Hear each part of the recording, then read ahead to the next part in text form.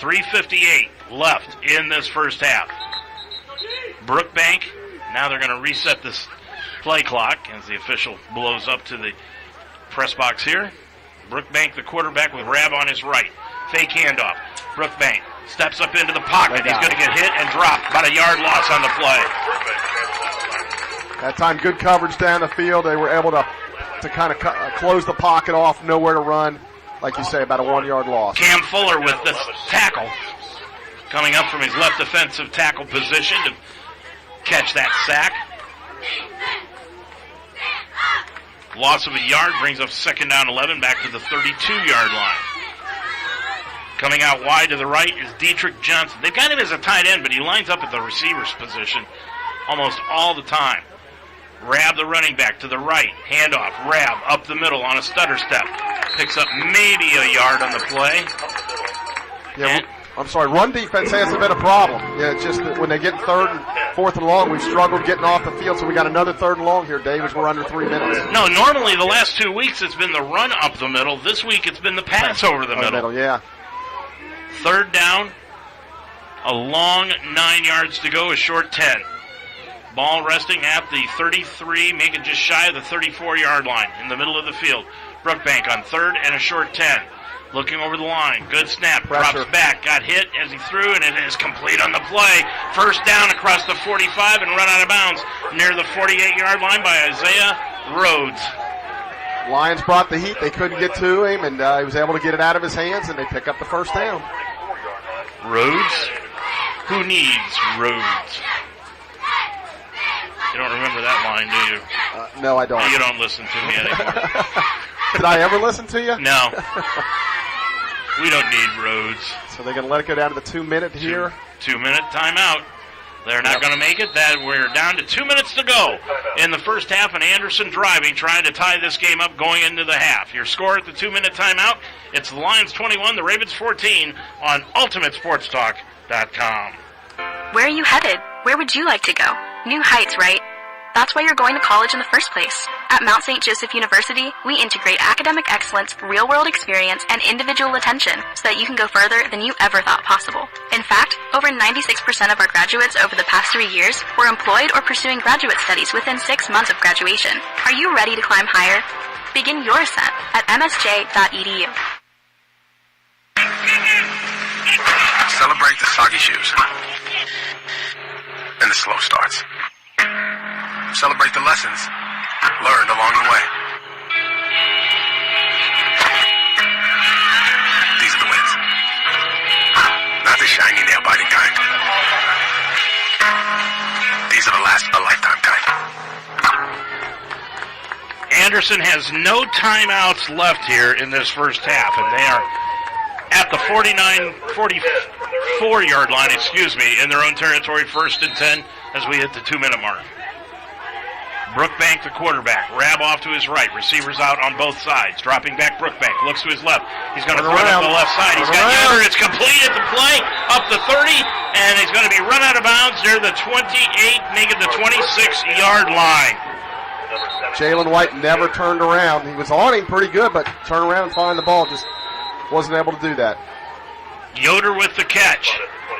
1st and 10 from the 26 of the Mount. Rab lines up on the right, dropping back. Brookbank looks to his left again, throws over the middle, got hit as he threw, and it's incomplete. Threw it short of the receiver, Dunson. And Luke Paff on a blitz up the middle was able to get in there and disrupt that throw. First blitz of the day that I can remember. Yeah, I think they've had a couple, but not many. And minute 37 left to go, 2nd down. We hope to talk with Coach Hopperton at the end of this half. Effort to do that. Dunson goes out wide to the right. Johnson slot right. Yoder is on the left-hand side, dropping back.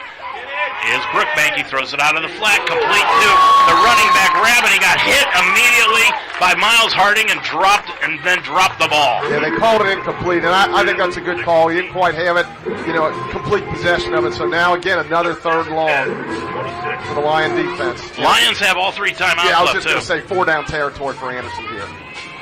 3rd down, 10. Ball at the 26-yard line of the Mount. Rhodes goes out to the right-hand side, along with Yoder and Johnson to the left-hand side. Now Yoder goes to the left-hand side, dropping back is Brookbank, rolls out to the right under the rush, looking upfield. He's going to tuck it under. He's going to get hit. Broke a tackle inside the 20, dives down, tried to get out of bounds. He couldn't get it. He's at the 18-yard line. It'll be 4th down and 2. They'll hustle the line of scrimmage with 1:10. They got plenty of time remaining, and they'll just go ahead and huddle up and decide what the play is going to be. Yeah, because if they make a first down, the clock will stop to move the chains. Big 4th down play here. He was able to scramble out of there to the right and picked up 8 yards. So here we go, Dave. Dunson is out to the right. They're going to go with a tight formation here. Expect the quarterback to keep the football. Brookbank drops back. He's going to throw it out in the flat. It's complete, wide open, and it's a first down inside the 15 to the 14-yard line as Johnson caught the ball. That was really actually too easy right there. 21-14 your score. Brookbank now they're going to drop him back, throws over the middle. It is incomplete. Intercepted. Tipped it up in the air, and Brady Pierce with the interception. He's got it at the 15. He's got a caravan. He's at the 50 to the 40. Can he outrun the receiver? He's at the 20, 15, 10, 5. Touchdown, Lions! Oh, what a play to end the first half for the Mountain. Brady Pierce. We'll check and see how far that went, but it looked to be like a 92-yard return of a touchdown. He did that a couple of games ago against Aurora, but it was called back on a penalty. This time, no penalty, and the Lions lead it 27-14. What a play. Spencer will come in to attempt the extra point. 14.6 to go. Kick is up, kind of a stutter step by Spencer. I think he got his foot caught, but he kicks it up and through, and it's now 28-14. What a change of events here in this one. Brady Pierce with the interception and took it all the way back for the score. That's his 3rd interception of the season. And let's see what they call it here on that touchdown interception. Well, they're saying 68 yards, but that obviously was not the case. So let's take a look even further. It looked like it was somewhere in the area of around 86 yards, maybe 92 yards from where he caught it. And that will... Let's take a look down here and see if we can figure it out. Brookbank. And we don't have... Not going to be able to find it until later. Sorry, folks, but it looked like a 92-yard touchdown pass. Back set to return for Anderson. Justice O'Brien. And Zaire Prylu. Spencer will kick it off with 14.6 left. Lions have doubled up on Anderson now. And Justice will take it in at the 10. 15, 20 to the right side. Outside the 20 to the 25-yard line. Chuck has made his way down onto the field, and he'll grab Tyler Hopperton. 8.6 seconds left to go. Boy, what a big, huge play by the Lions and Brady Pierce to end the first half. 28-14 the Mount. And the ball resting at the 26-yard line. And they're giving Anderson plenty of time to come up to the line of scrimmage. And they have no timeouts left. Coming up at halftime, we'll talk Ohio State football. Brookbank now has Rab off to the left-hand side as they break the huddle and come up to the line. Receivers out wide on both sides. We'll see what Anderson decides to do here. Probably the final play of the half. Handoff Rab. They're just going to run it. Rab off the right side across the 25 to the 30, 35, upended at the 32-yard line. He's got 11 on the carry. Brought down by Luke Papp. And for what the clock stops on the first down, now the clock will start. And that's the end of the first half of action here from Schuler Field this afternoon, where the Lions have now taken a 28-14 lead over the Anderson Ravens. You've been listening to the Lions Rewind Show, a replay of the last Lions game's most important moments. Mount St. Joseph Football is next on UltimateSportsTalk.com. Take your game to new heights at Mount St. Joseph University. With 23 athletic teams and cutting-edge facilities, we are the NCAA Division III university in Greater Cincinnati. Learn more at MSJLions.com. The following is a special sports presentation of UltimateSportsTalk.com.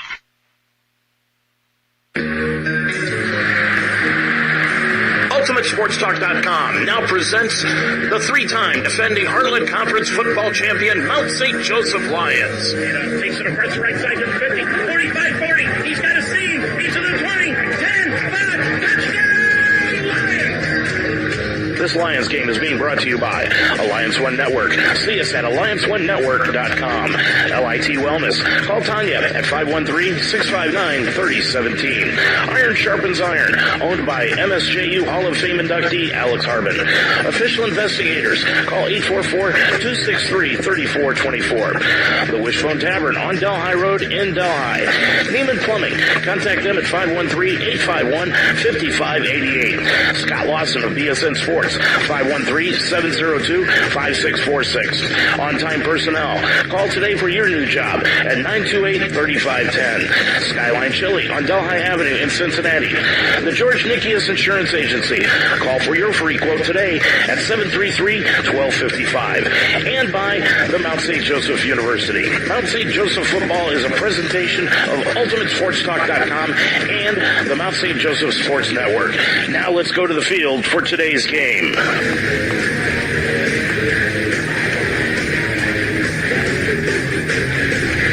It is a beautiful day for football here in Delhi on the campus of Mount St. Joseph University. Good afternoon, everyone. I'm Dave Mitchell. I'm alongside Chuck Murray, and today we've got a battle for first place in the Heartland Conference between two clubs that were predicted to finish 1 and 2 on the season in the Heartland. And, of course, that being the Hanover Panthers. Both of these teams are almost mirror images of each other coming into this afternoon's ball game. The Mount, 2-2 on the year. They are 1-0 in the Heartland Conference. Meanwhile, Hanover is 2-2, and they are 1-0 in the Heartland Conference. And we're going to talk about some of the matchups that we're going to see here this afternoon, and also talk to one of the game outstanding plays of the year last week with Brady Pierce coming up later on our pregame show. But Chuck, you can't ask for anything more than today. You've got a gorgeous day for football, and you've got two teams that are battling for first place in the league. Yeah, I think the only thing you could ask for, Dave, is maybe if this was a little later in the season, because I know in the last few years it's been us and Rose playing the last game, and that's meant the conference championship. While, you know, in no certain terms does it mean today decides it, but boy, with only 6 league games, you know, that's not a lot to make up, and when you got the head-to-head, whoever wins it, that's going to be big. I'm sure Franklin and maybe some of the other schools would have something to say about this, but clearly an early season showdown in the winter really takes a giant step forward, you know, towards a possible conference championship. Both teams are coming in off of wins last week. The Lions, of course, over Anderson. They won that one 41-21, and Hanover just destroyed Rose-Hulman over in Terre Haute last week, 44-10. Boy, when you look at the scores, Chuck, Hanover's been pretty impressive. They really have, and you know, again, stunned that Rose-Hulman is struggling like they are. You know, I don't even think they've had a close game yet this year. So they're in a down year. But Hanover, you can see the last couple of years have been building. Last year over there, we had a heck of a game with them and held on at the end. So I think they probably feel like this is their time. They have played one game at home, and that was against Butler back on the 13th of September. We've talked about that game. They lost 16-7, but they opened up the season with a loss at Center, 23-15. Then they went to Alma and defeated them 24-23 before winning last week in a runaway 44-10. The Lions, on the other hand, well, they have defeated Muskingum and Anderson. Muskingum 33-27, and Anderson last week by 20 points, 41-21. And then the two games in between. Here against Aurora, they fell late, 35-28, and they fell up at number 15, Hope, and that was by a 31-28 score. Another close game. So Neither of these teams have played a common opponent yet, Chuck. But when you look at the scores, you look at the opponents, both teams have played some really good teams this year. Butler, Alma, and for the Mount, of course, Aurora and Hope. I think you could throw Muskingum probably into the mix on that one. But both these teams are almost mirror images of each other. Yeah, Alma and Hope in the same league. We lose by 3. They beat Alma by 1. Muskingum on the road is a good win for us. A close loss at home to Aurora, a close loss at home for them for Butler. So you're exactly right. No common opponent yet to be able to say, hey, they won by 8, we won by 3 or whatever. But it's, we're going to find out. It looks like about 29 minutes here how this is going to unfold. I'm really looking forward to this, excited for it, and I'm sure both teams are too. I think it's going to be an outstanding game here today, and I also think we're going to have stands that are packed and hills that are packed over on the far side and up past the southern-sized end zone. Yeah, I don't think I've seen anything like this in the Thomas More days. We used to play them, and this place used to be packed when they were Division III, and they would be all over the hillside. But it looks like they're getting a pretty good gathering on the visitor side there. For the people not familiar, we do not have visitor stands. We have a really big home side stands, and they visitors down on the same side here. But it looks like they're getting their own little group over there and excited for their team. Chuck, over the last 17 matchups between these two squads, the Mount has won 14 of 17 games. They come into this year the winners of 4 straight over the Panthers, so they've got something to prove here today. Yeah, they really do. I can remember back when we joined the HCAC in the fall of '98, Hanover pretty much ran the league for the first 4, 5, 6 years, and we struggled with them. When we finally broke through, we thought, okay, we've kind of arrived here, and then we did well, and then Franklin took over for many, many years, and now the Mount has, Rose, I think, got a championship in there, 17 or 18, somewhere in that vicinity, and since, we've been champions the last 3 years, so it's pretty much been a Hanover for, and then they've struggled for quite a long time, but now they feel like they're coming back. The last time that Hanover won in this series came back in 2019, and that was a big 27-3 win here. Yeah, I actually was in the stands that day, and I remember Chase running for his life. And they really put pressure on us. Really, it wasn't even a game from the beginning, but since then the Mount has run off, 5 in a row, something like that. So, again, looking forward to this. I think Hanover feels like they have their best team in years. And while we might not have our best team in years, we still feel like we have a very good club. So, again, excited to get this thing kicked off. Well, this is beginning to become a regularity where the Mount has had a player of the week, either on offense or defense, every week. This week, it belongs to Brady Pierce. Is that the play of the year? So far it is. There's no question. Now, we got 6 more games to go, and hopefully we can come up with some great plays along the way. But, boy, that was a huge play. School record for an interception return. Pierce had 2 interceptions in the game last week against Anderson, returned the second one 97 yards for a touchdown, which was a new school record. 21-14 your score. Brookbank now drop him back, throws over the middle. It is incomplete and intercepted. Tipped it up in the air, and Brady Pierce with the interception. He's got it at the 15. He's got a caravan. He's at the 50 to the 40. Can he outrun the receiver? He's at the 20, 15, 10, 5. Touchdown, Lions! He definitely had to be out of breath at the end of that one, Chuck. Yeah, he ran. It was officially 97 yards, but he probably ran about 130 by the time he was weaving all over the place. What a great run. And earlier this week, Sports Information Director Blake Watson had the opportunity to sit down and talk with Brady. It feels to me like for the first time, maybe in my 10 years here, the defense is pulling as much, if not more, weight than the offense right now. And we have been an offensive juggernaut the last couple of years. The defense hasn't been bad. I'm not saying that. But it's been a tick behind. And you guys are keeping us in those really good games with Hope and Aurora. And obviously you guys played well last week against Anderson. What does that feel like? Like being, kind of a complementary unit now to that really good offensive unit we've always had? I feel like as a defense, because I've played for 3 years now, I feel like the past defenses we had really good players, and it's like I feel like we had a good defense as a whole. It's just I feel like with Coach Coral's offense, they gave us a lot more possessions in a game, so it's like they have a lot more opportunities. I feel like as a defense, we've always kind of like shot ourselves in the foot, so it's like we just need to be better at eliminating those, especially as a secondary. every time we have a blown coverage, it's all because of something that we did. We all know what we did. We just need to fix it. And especially in the secondary, when you make a mistake, everybody in the stadium sees it. You can't hide. It's not like a D lineman missing a gap and they don't run the ball there that time. If you blow a coverage, the guy's wide open 40 yards down the field. It's part of the playing that position. Obviously, you had a big game last week. HCAC Defensive Player of the Week, set a new school record, 97-yard pick six, breaking a former teammate of yours, All-American Deshaun Stark's record of 95 yards.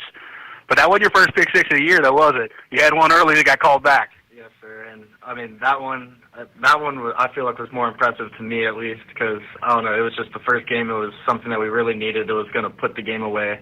And then, I mean, if you watched on film, the roughing the passer is kind of questionable. I would say. It was brutal. Yeah. So I feel like the other one shouldn't have gotten taken off the board either. But it felt great to get this one and actually be able to put some points on the board. I texted at the Muskingum game, Coach Little, as soon as you pick six, Brady Pierce offensive touches, question mark. He never responded. But you've shown that you get the ball in your hands, you're looking to take it to the house every time. Is that something you think you're doing every time you touch the ball? Oh, yes, sir. I even told actually a bunch of our teammates in the locker room before the Anderson game, if I catch the ball and I'm on my feet, like, I'm scoring. I honestly don't believe a lot of these guys can tackle me on the offense. Like, I played receiver in high school, and I feel like I was pretty good at it. So once I get the ball back in my hands, it feels just like I'm back in high school again. It's just running with it, finding lanes, and just hitting it and going. It's really cool, man, to watch you guys grow and become a defensive unit that I think you can rely on. So as you turn your attention to Hanover today, what do you guys have to do as a defense to help us secure a win and possibly another conference championship? Like, everybody just needs to quit worrying about what everybody else is doing and just kind of do their job. Everybody needs to lock in on what Coach T has been preparing for us. He has a good game plan for us, at least for the defense. I feel like as long as we do our own thing, all we need to do is worry about ourselves. I feel like each week we play against ourselves. We're always competing against ourselves. Brady, thank you for your time today. What's your major plans after graduation? I know you're kind of somewhere between that senior-junior year. You could play again. What's the plan? So I'm an accounting major. I'm actually in my first year of my MBA courses. So I will be here another year. Football is still kind of up in the air. I do have another year of eligibility. After college, I'm still kind of undecided of what I want to go into yet. I'm trying to find a bunch of internships to figure out what I want to do with the accounting major. Someday, Chuck, we need to sit down and school people as to how the NCAA actually calculates eligibility. Yeah, Joe Sparhawk does our eligibility here, but it is kind of an interesting scenario how it all kind of works out, how some things, end up being an extra year or two and others don't. And, you got to go through the process and different things. So, but it does become really interesting. You actually need a full-time guy to do that. You really do. And Joe does a great job. Absolutely. And when we look back at that play, Chuck, I think it not only has been the play of the year for the Lions, but also the play of the year in the Heartland Conference. We haven't seen everybody else, but that was just scintillating the way he ran that back. It was a heck of a run. You'd think he was almost like a running back. He really did a great job with the interception. And honestly, I didn't know that he could make it all the way. I thought they'd catch him, but he outran everybody. It was a really big play in the game. Looked like Anderson may go in and tie it at halftime, and instead it ended up being a two-score game, and really were never threatened after that. If I sat down and I asked you right now, who's the top offensive team in the Heartland Conference, who would you say? Well, I guess you'd have to say the Lions right now. But boy, again, it's you played one league game. It's just hard to tell, and no common opponents. And maybe this team Hanover played good defenses, and maybe we played weaker defense. It's hard to say. All right, so let me ask it a different way. Who's got the top scoring offense in the league this year so far? Well, again, that's the key when you say so far. Playing different opponents, you played one league game, and so it's really a hard question to answer, to be honest with you. We're going to find out a lot today. Bluffton. Okay. Bluffton, okay. Averaging 33.3 points a game under their new head coach. Now, the Lions are second at 32.5. They have also the third best scoring defense, allowing just 28.5 points per game in 4 games. That seems hard to believe, doesn't it, that you can have the third best defense in the conference after 4 games, and you're giving up 28.5 points a game, but the Lions are outscoring everybody. Well, and I've mentioned this many, many times before. There's not a whole lot of 13-10 games that the Lions have played over the last 4 or 5 years. You have to score points. You know, occasionally you might have one of them low scoring, but since I've been doing this in my 4th year, I don't ever remember a game that was like 13-10. I mean, I can't remember a game where we haven't scored at least, well, I guess the River Falls game, but wasn't close. They scored a ton, we didn't, but never a game where it was a 13-10 or 17-14. It just doesn't happen.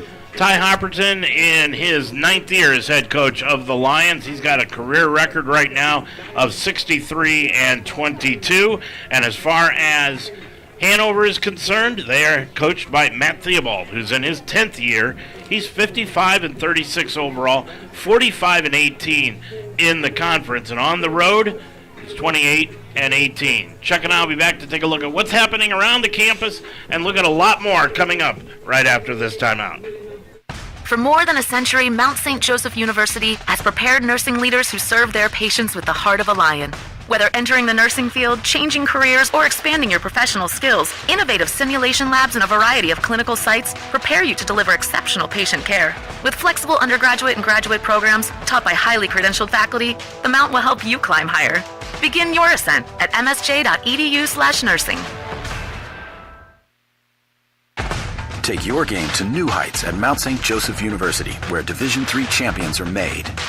We coach our Lions to become leaders who will win on the field and in their career. With 23 athletic teams and cutting-edge facilities, we are the NCAA Division III university in Greater Cincinnati. Are you ready to compete with the heart of a Lion and become our next champion? Learn more at msjlions.com. Dave and Chuck back here at Schuler Field on just a gorgeous Saturday afternoon here in the month of October. We're about 18 minutes away from the kickoff of this afternoon's game. Other games around the Heartland Conference today. Bluffton is going to be at Anderson. Rose Hulman will be traveling to Franklin, and Capital is at Manchester. But not only those games going on in the Heartland, along with this one, but there's a lot of other things happening around Mount St. Joseph University. And with that, here's Chuck. Okay, Dave, so our men's and women's golf will be playing next weekend in the HCAC preview. The men will be at Berea. The women will be at Anderson. The cross-country team are off this weekend. Next weekend, they're at Wilmington, the Jenna Strong Invitational. Our women's volleyball team lost the other night to DePaul in 4 sets. They're at Manchester tonight, looking to go 2-0 in the league after last Saturday's win against Anderson.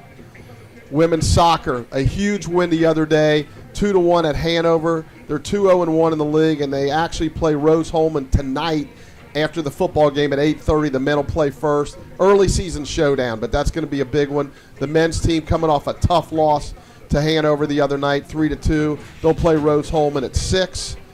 And the softball team, actually, in their kind of non-traditional season, is going to play a triple header today down at Georgetown. They're going to play Georgetown, and this game's already over at 9, Southeastern Illinois at 11, then Union at 3. So, you're allowed one day to competition, which is crazy. That's another story for another time. But they're going to jam it all in and play 3 games. And Coach Beth Goddard with his squad try to kind of figure out what they got for the spring. A lot of new freshmen, and hopefully they, wins and losses is not really important there, but just kind of figuring out, what you got for your team. They'll play 21 innings. Hopefully they find a lot out. Why not just give you a Friday, Saturday, Sunday? I got nothing for you, Dave. Well, around the D3 college football rankings this week, North Central still on top with 23 first-place votes. They've got a record of 4-0 on the year. Mount Union is coming in at second with 2 first-place votes, also 4-0. And John Hopkins has leaped into number 3 at 4-0 on the season. University of Wisconsin Lacrosse comes in at number 4. Then it's Salisbury, Platteville out of Wisconsin, Bethel, Wartburg, Hardin-Simmons, and University of Wisconsin Whitewater. Oshkosh starts the second 10 along with DePaul, St. John's, River Falls, John Carroll, Trinity out of Texas, and Carnegie Mellon. Other teams around the area that received some votes, you've got Adrian College. Boy, they jumped into the not the top 25, but at least getting some votes here lately. And also Alma has picked up some votes along with Wabash, Baldwin Wallace, and Washington and Jefferson have picked up some votes also in the D3 college football poll. Just a lot going on now as we're rounding in. Baseball's kind of kicking itself down now as the playoff series. I shouldn't say the playoffs, but that shows my age. But you get into the league championship series before the World Series. That's getting down to an end. They've got one more playoff series tonight? Milwaukee at Detroit at Chicago. Yeah, Chicago at Milwaukee tonight, and then they'll have the final four, so to speak.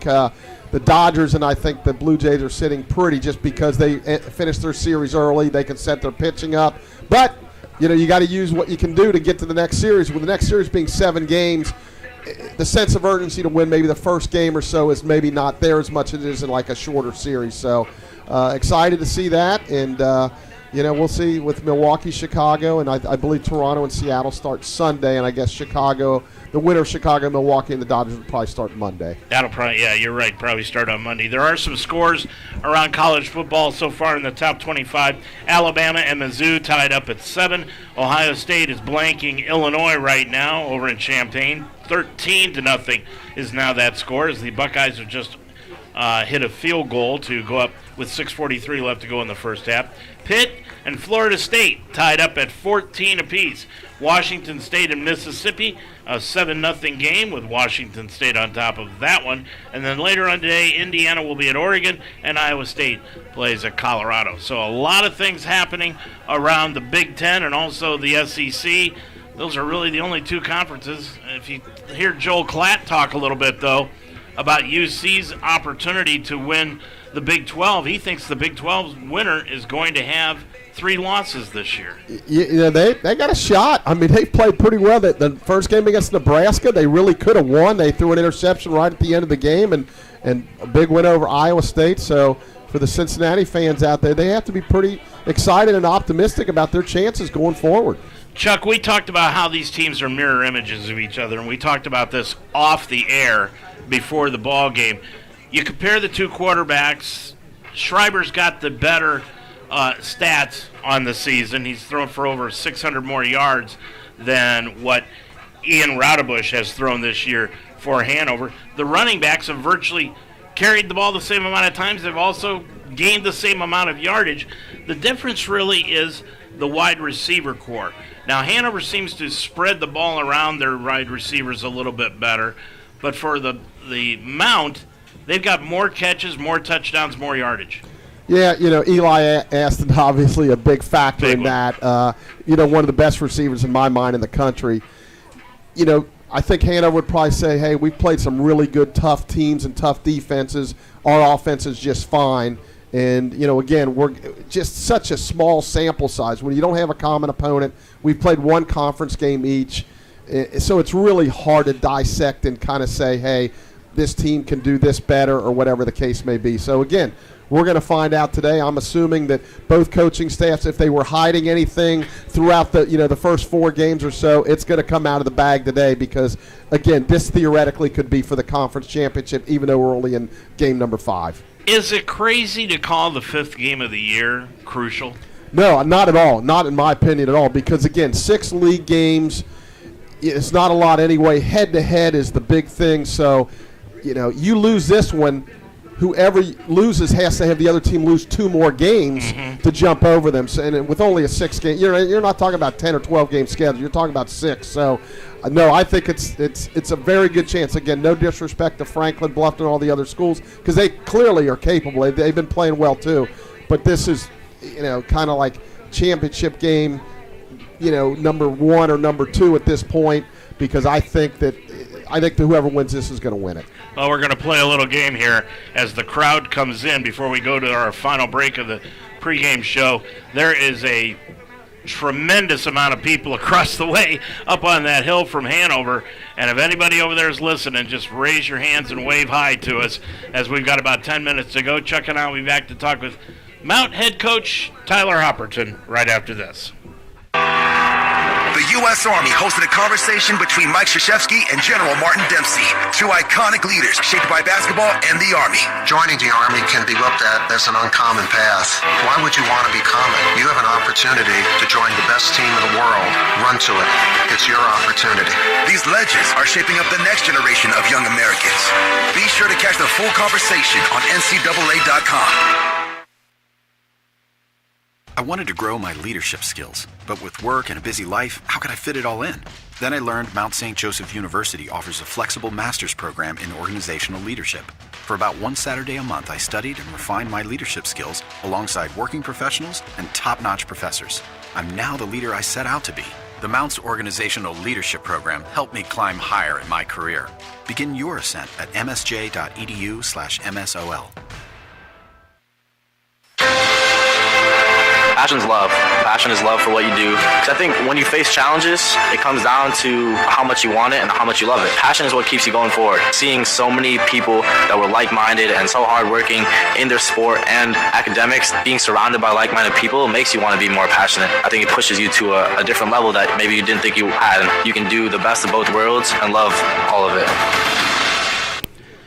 Well, today's game could go a long way to deciding the eventual 2025 Heartland Conference champion. These two squads look to be the class of the league so far throughout the early part of the season. Chuck, Hanover, without a doubt, holds the best non-conference win amongst the conference schools with their 1-point win at Elman last week, and that was a big one for them.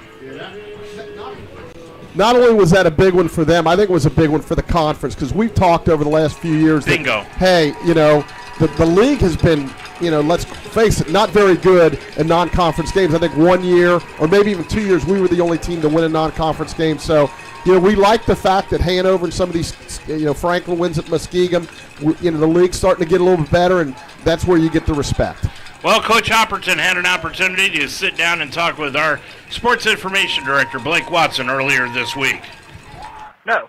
I thought Anderson played great. I thought Coach Coddington had a great plan. Those guys played hard. They made some really good plays. And they're getting better, so that's a lot of it. It's not one-sided in the sense of, you know, hey, we struggled a little bit and it was only our fault. I thought they did a good job.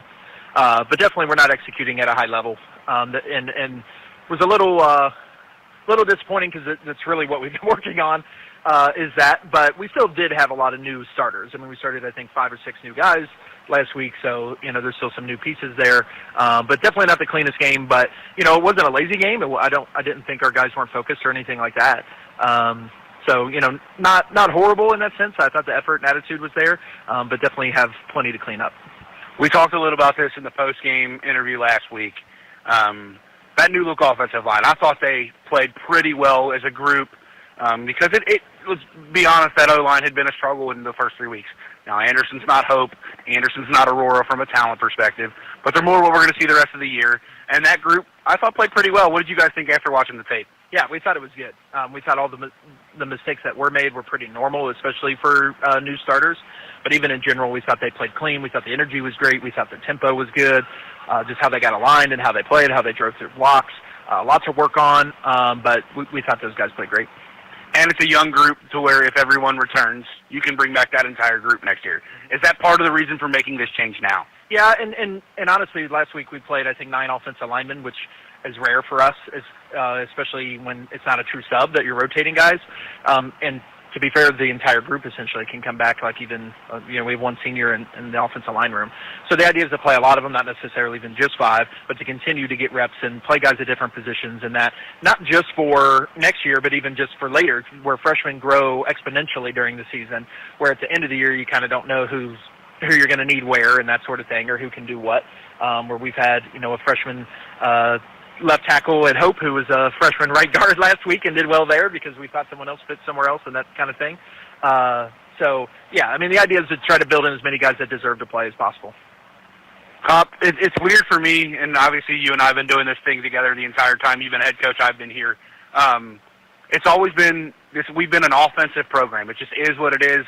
We've been led by our offense. It feels like this year you guys have a much more balanced football team. Your special teams are really good. I would argue the defense has maybe outperformed the offense in some ways during these games. I mean, holding Aurora to in the 30s and Hope in the 30s and giving your offense an opportunity to win. Does it feel good as a head coach to have a more balanced football team like that? Yeah. I mean, I'll take scoring 50 points a game. I think Rick would be the first to tell you that, right? It's easy to be a DC for a team that scores 50 points a game. But I think it's helpful, and I think it's especially helpful just from my own mindset and with such a young team of having a team that more reflects how I envision football. But I think at any level, but especially D3, you kind of have to go with what you got. And in the last couple of years, I thought kind of our talent flow and even just like the way we run our systems and stuff, the offense had kind of just upticked that way based on just who we had and what we were able to do.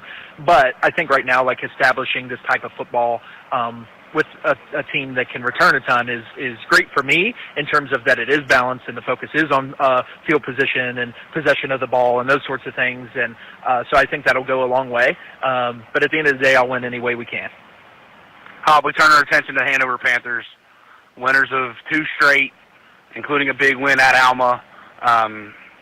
They're a good football team. This very well could be the game that eventually decides the HTAC championship. You're squaring off with your good friend, Coach Theo from Hanover. Both of you guys special teams coordinators, which is hilarious. I love that. I put that in the program, actually. What do we expect to see from the Panthers today? There'll definitely be some special teams gamesmanship today for sure. It's funny, even our guys could tell, just in some of the stuff is like, I can tell you all 11 guys on their kickoff team by name and number. It's a little different, but it's going to be a physical game. It's going to be at least a 60-minute game. Neither team, I think both teams will get knocked down, but neither team's going to stay down. And so those games are fun when no matter what, that you're getting back up, no matter what, they're getting back up. So, I mean, from a mentality standpoint, that's definitely what you're going to see from today's game. Both teams and coaches know what's at stake. And, until that final bell goes, I think you'll see both teams do that. But, in another sense, because the coaching staffs have been so similar over the years for both of us, we know them as well as we know ourselves and vice versa. We've seen their schemes. They have some wrinkles and stuff, but it's like they're not hiding what they do. We're not hiding what we do, and we know they know that and vice versa. And so I think you'll see 2 teams that understand each other well, physically, schematically, and I think you'll see that in a lot of different ways. How important will things like turnovers or field position be in a game that's this close talent-wise? Oh, it definitely matters. I mean, this is what I was telling the kickoff team. If you're able to stop them 3 more yards, it goes a long way. And one missed assignment could be a 10-yard change, and that can change the game. And both of us have been in multiple 1-score games already this year. And so it's easy to kind of sell that to your team when you lose by 3 points, when you lose by 6 points, when you win even by 6 points, 5 points. That one play matters because it does. All it takes is that one score, that one tackle, that one penalty, that one, but our one play at a time mentality is what we've been harping on, and that's the type of, each play has a life and history of its own, and so you kind of have to live in the moment, and I think, our guys understand that, but both these teams have been in some close games. Head coach Tyler Hopperton before this afternoon's ball game, and I think he's right. If the Lions don't turn the ball over in this one, I think they win. If they turn it over more than twice, it's going to be a tough road to hoe for the Mount St. Joseph Lions. Chuck and I will be back with the kickoff of this afternoon's ball game right after this final timeout. Take your game to new heights at Mount St. Joseph University, where Division III champions are made. We coach our Lions to become leaders who will win on the field and in their career. With 23 athletic teams and cutting-edge facilities, we are the NCAA Division III university in Greater Cincinnati. Are you ready to compete with the heart of a Lion and become our next champion? Learn more at msjlions.com. Crowd starting to shuffle in here, Chuck. The coin flip has been made. The Lions won it and deferred to the second half. Yeah, you know how I feel about that. I always feel like that's the right thing to do, and almost 98% of the time, you've got the ball coming out the second half. It's almost like you're the home team in baseball. You feel like you got that last opportunity, but when you get that possession, no matter what the score is to start the third quarter, you're going to get it. So very little to no win, Dave. So the Lions have chosen to receive the ball at the south end going north. So, I'm excited. Let's go. So the Lions are going to kick it off. They're in their dark blue jerseys this afternoon, gold pants with the white numerals, gold trim, and white helmets. And what I always call the Hanover Panthers, New England Patriots uniforms, the all-white jerseys with the light blue pants, red trim, and the dark blue numbers. They've got the white helmets here this afternoon. Max Spencer is going to tee it up and get this one underway. And back set to return is Clark Rexroth and Preston Kemp.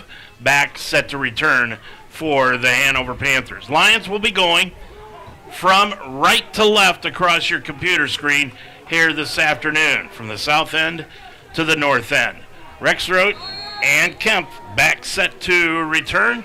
Spencer approaches the ball, kicks it off. It's a high line drive kick that'll go into the end zone and through the end zone. And Hanover will start 1st and 10 at their own 25-yard line.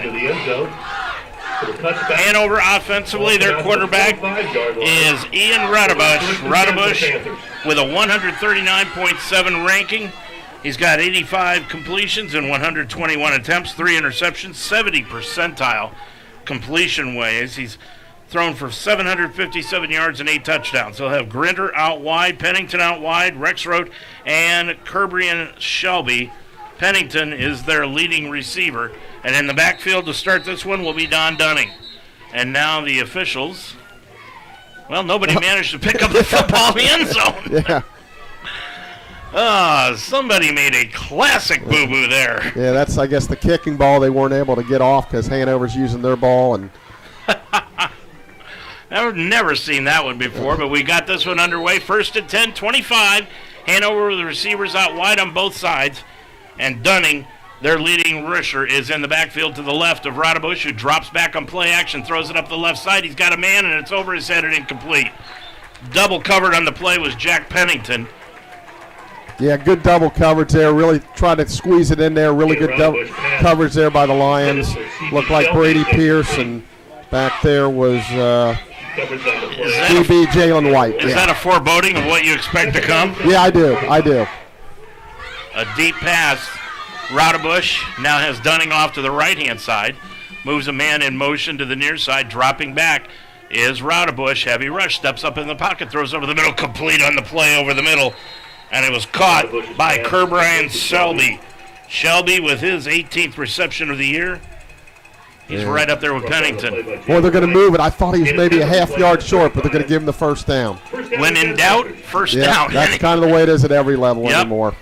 They don't want to, measure. Of course, on that, they don't have to measure because of the touchback. Shelby and Pennington come out wide to the near side, ball in the center of the field.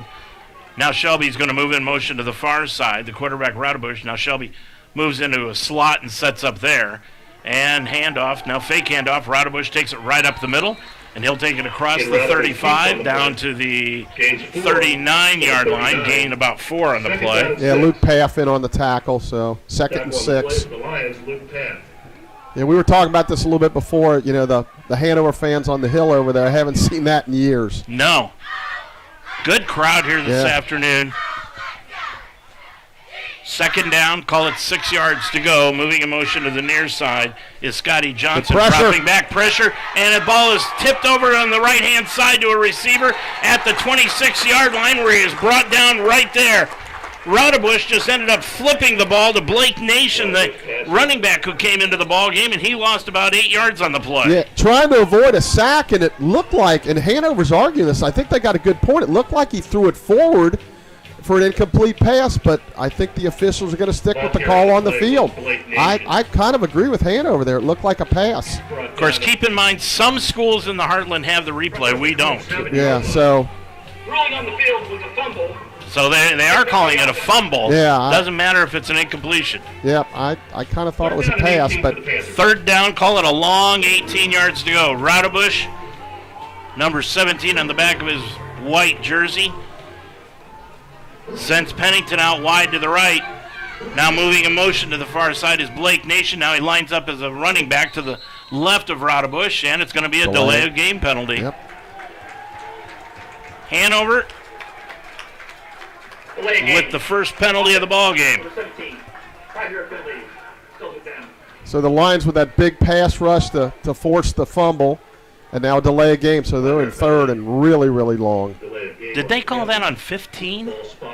They normally call it on the quarterback, and he's 17. Yeah, typically they do call it on the quarterback. There is no 15 out there right now. So it's going to be third down and call it 24. Handoff up the middle, goes off to Blake Nation, and Nation is going to run it down across the 30 out to the 35-yard line. So he'll pick up a gain of about 9 on the play, but it's still going to be fourth down and about 11 yards to go. So the Mount defense is held.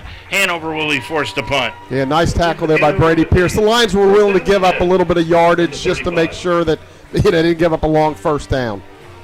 Nick Stoner, the freshman, comes in to punt it away, averaging 43.1 yards a kick. Back set to return is Eli Aston. He'll kick it away from his own 35-yard line. 12:48 to go in the first quarter. Low snap. Stoner got it away. It's a high, nice kick that'll hit at the 26, bounce inside Mount territory, inside the 20, inside the 15, and down to at the 14-yard line. That's going to be a 51-yard punt. Yeah, actually, Dave, we've seen that quite a bit this year. We haven't been able to come up and catch it on the fly, and we've lost some yardage there. So nice job by Hanover there to pin us in. Lions with their first possession of the game. 12:36 to go first quarter. Jackson Schreiber is the quarterback. We'll try to get that front line for you. Donnie Lewis, a left tackle. Washington Ewan is at the left guard position. Schreiber now moves Aston in motion behind the running back, Napier. Drops back, looks outside, and he gets it over to Aston at the 10. Cuts off to the left, now to the right, back to the 15, to the sideline, and he's going to be upended outside the 15 at about the 18-yard line, a gain of about 4 in the play. Like I said, I expect from both teams to see some new wrinkles today, something they haven't shown yet all year. That's a little bit of a new wrinkle for the Lions there. Second down, a long 5, short 6. 12:10 to go, first quarter of action, no score. Lions with their first possession. Second down. Schreiber with receivers out wide on both sides. He's going to hand it off to Napier. Napier skips a step and gets it out maybe to the 24. Wow. Keeps going across the 20 and gets it out to the 23-yard line. Good run by Napier. Yeah, that looked like it was going to be third and about 5, and now it's third and about 1. So really good run there. He just kept churning his feet, didn't quit, didn't give up, and third and manageable. Gotta love the spin move. 11:35 to go. Napier lines up to the right of Schreiber. Aston out wide to the right-hand side. 2 receivers out to the left, Hunkus and Connor. Keller moves in motion to the far side. Schreiber, handoff Napier. Nope, he's going to keep it himself around the right end, and he's close to a first down. He didn't make it. Hanover says he didn't make it, and he's going to be shy by about a yard. Well, if we have the tush push in our nope, they're going to punt it. Lions will punt the ball away. So both teams are held on their first possession here this afternoon with 11 minutes to go in the first quarter. You know, I know the Eagles have basically perfected it, but boy, when it's fourth and less than a yard, you'd like to have that in your repertoire there to be able to just push the guy forward for a yard. Possessions are, you want to keep those possessions going as long as you can, obviously. Back set to return this ball is Shelby at about his own 35-yard line. Coming in to punt it, Connor Yeager, averaging 41.5 yards a kick. It'll be his 12th kick of the year, and he punts that one away, a low line drive spiral. Shelby's going to let it hit. It'll bounce. He'll pick it up at the 26-yard line, to the left-hand side, to the 35, to the 40, 45, 50. He cuts it up the left side. He's into the clear at the 30, runs over a tackler, and takes it back all the way to the Mount 22-yard line. Shelby takes the punt. That makes it even tougher when you know you were fourth and less than a yard. And, again, not second-guessing that decision, but you'd really like to have that to be able to just push the guy forward there for a first down. So about a 52-yard return on that punt, and it wasn't a bad punt. No. Well, we talked a little bit off there how basically how the Lions perform in the running game and special teams was going to be a big deal. We've been pretty good with special teams throughout the year, but that one, nice run.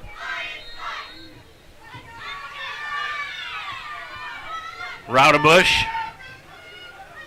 comes back out under center, outside of the center in a shotgun formation, has Dunning off to the left. Dunning will get the handoff, and Dunning takes it to the 20, runs it right up the middle, right up the gut behind his center, Josh Jones. David Holloway, the right guard, Owen Cruz, right tackle, Ben Percival, the left guard, and Bryce Shepard is the left tackle. He's brought down at the coming out wide to the right by Brock Harris is Jack Pennington. 8-3 on the play. Second and 7. See if the Lions can make a big stop here and force a field goal. Kirby and Shelby is slot right.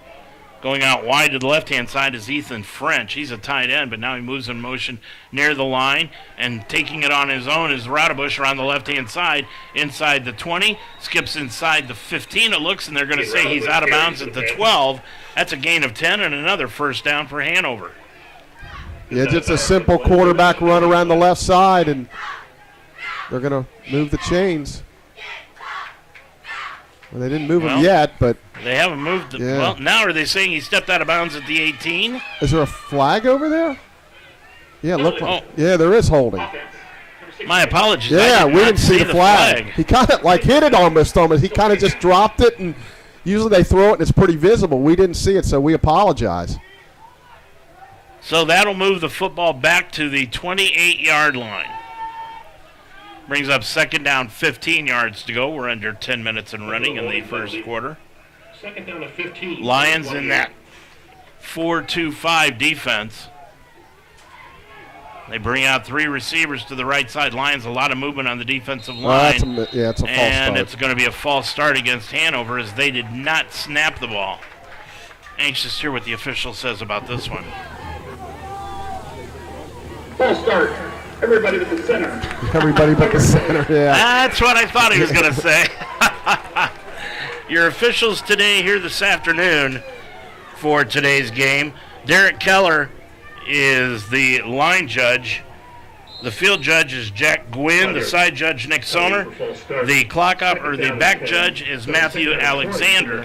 The referee this afternoon is Jim Lytle, Rick Brown, the umpire, and Brian Coriel, the head lines judge. 9:06 and running left to go in this first quarter. It's now second down and calling about 26 yards to go. Handoff goes to Dunning off the left side. He's going to be stacked up from the 33 down to the 30, and that's where he'll be stopped. Yeah. Nice job by the Lion defense there. Second long, trying to hit a good one there, and just a couple of yards, so you got him in third and really long. At this point, I'm thinking Hanover's trying to get maybe in manageable field goal position. Clark Rexroth into the ball game now. Off the bench, comes out wide to the right-hand side. Scotty Johnson comes out on the right-hand side along with Pennington. They're in that triangle. Empty backfield, two receivers out wide to the left-hand side, and Grinner and Shelby. Third down, call it 20, dropping back Radebush. Good protection, no rush at all. Now he throws it deep into the end zone into triple coverage. Ball knocked free and out of bounds. Yeah, the Lions decided to rush 3 and drop 8. He had all day to throw, but really good coverage on the back end. So fourth and long, can he make a field goal from this distance? It looks like they're going to give it a shot. Shelby was the intended receiver, and he just could not come down with it. 31-yard line. So coming in to try the field goal is Clint Hearn. Hearn is 2 for 3 this year in field goals. His long is 45. This will be spotted at the 38. So it's going to be a 58-yard attempt. Ball is down, left-footed kicker, and it is a low line drive kick, and it is through. I remember that kid from last year over there. He's a good kicker, so 48 yards, that's a heck of a kick. But the defense did its job. I mean, they were put in a tough spot. To hold him to 3 is a great job. 8:06 to go in the first quarter of action. It's now Hanover 3 and the Mount nothing. Dayton Children's cares about the health of your children. Hi, I'm Kirk Herbstreit. Growing up in Centerville, my parents taught me the importance of being healthy, and now I'm teaching my kids. Childhood obesity is on the rise, but there are small steps that we can take to fight it. Turn off video games and go outside, ride bikes, go to the park, or learn a new dance. Parents, once we get moving, our kids will follow.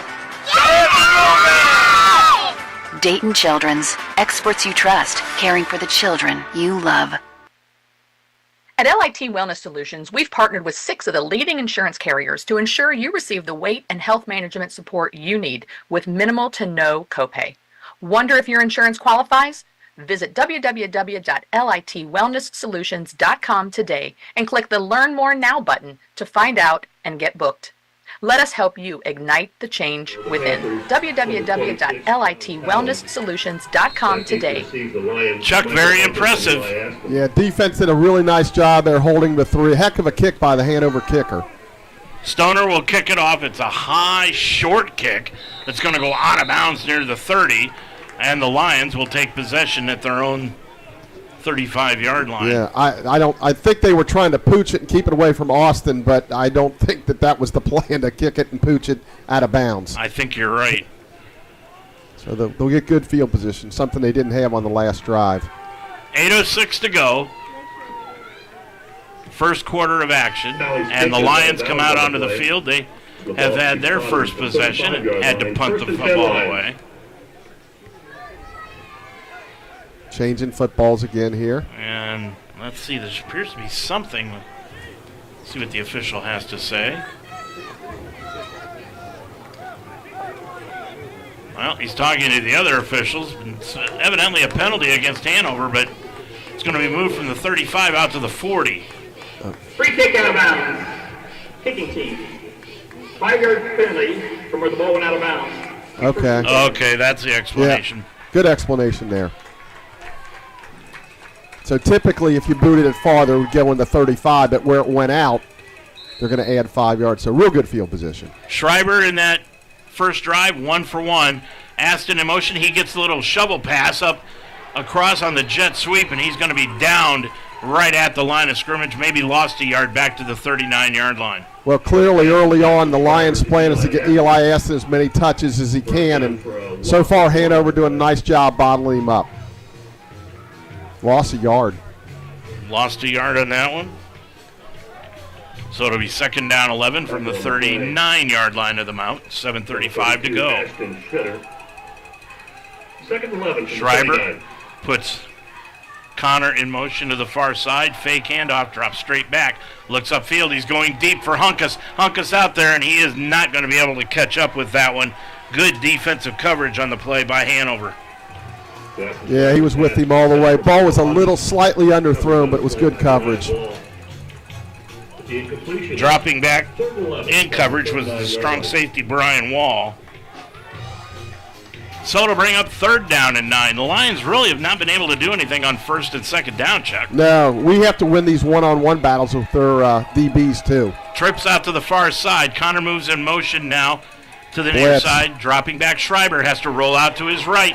Gets away from the tackle. There's a flag down. Throws upfield. It is caught by Kamari Pittman at the 30-yard line. He skips away from a tackle. Gets inside the 30 down to the 28, but it doesn't matter. It's going to come back. Yeah, they're going to bring that back. Kamari Pittman. There is a penalty flag on the holding going to be called on the Lions' offensive line. Nice job by Schreiber to scramble out of it. Made a really good throw. Unfortunately, it's all for naught.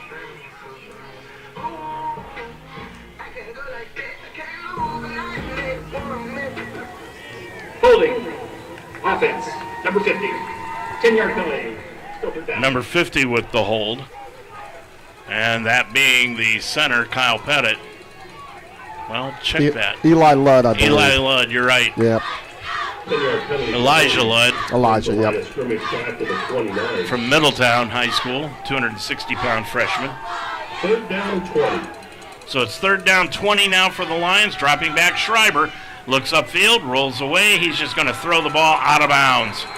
And he did get it back to the line of scrimmage, so the Hanover defense now proves to be up to par. He's going to call intentional grounding, I think. No, he can't. It hit the. He was he out of the pocket? Now wait a minute. I could be wrong. Yeah, I don't think he was out of the pocket. Let's see what we got here. Again, Hanover with just a 3-man rush, and we just weren't able to hold him off. Now they're going to talk to you. He definitely threw it past the line of scrimmage. Right. It's just a matter of. Intentional grounding. Offense. Number 2. Ball places. Ball to 5. Once a down. Fourth down. Wow, we started at the 40. And now we're going to kick it from about our own 15. Yeah. So not a good series, offensive series at all. Fourth and about, 35, 36. So kicking it away for the Lions is going to be Connor Yeager, and Yeager is going to be kicking it away from about his own goal line with under 7 minutes left. Back set to return Shelby.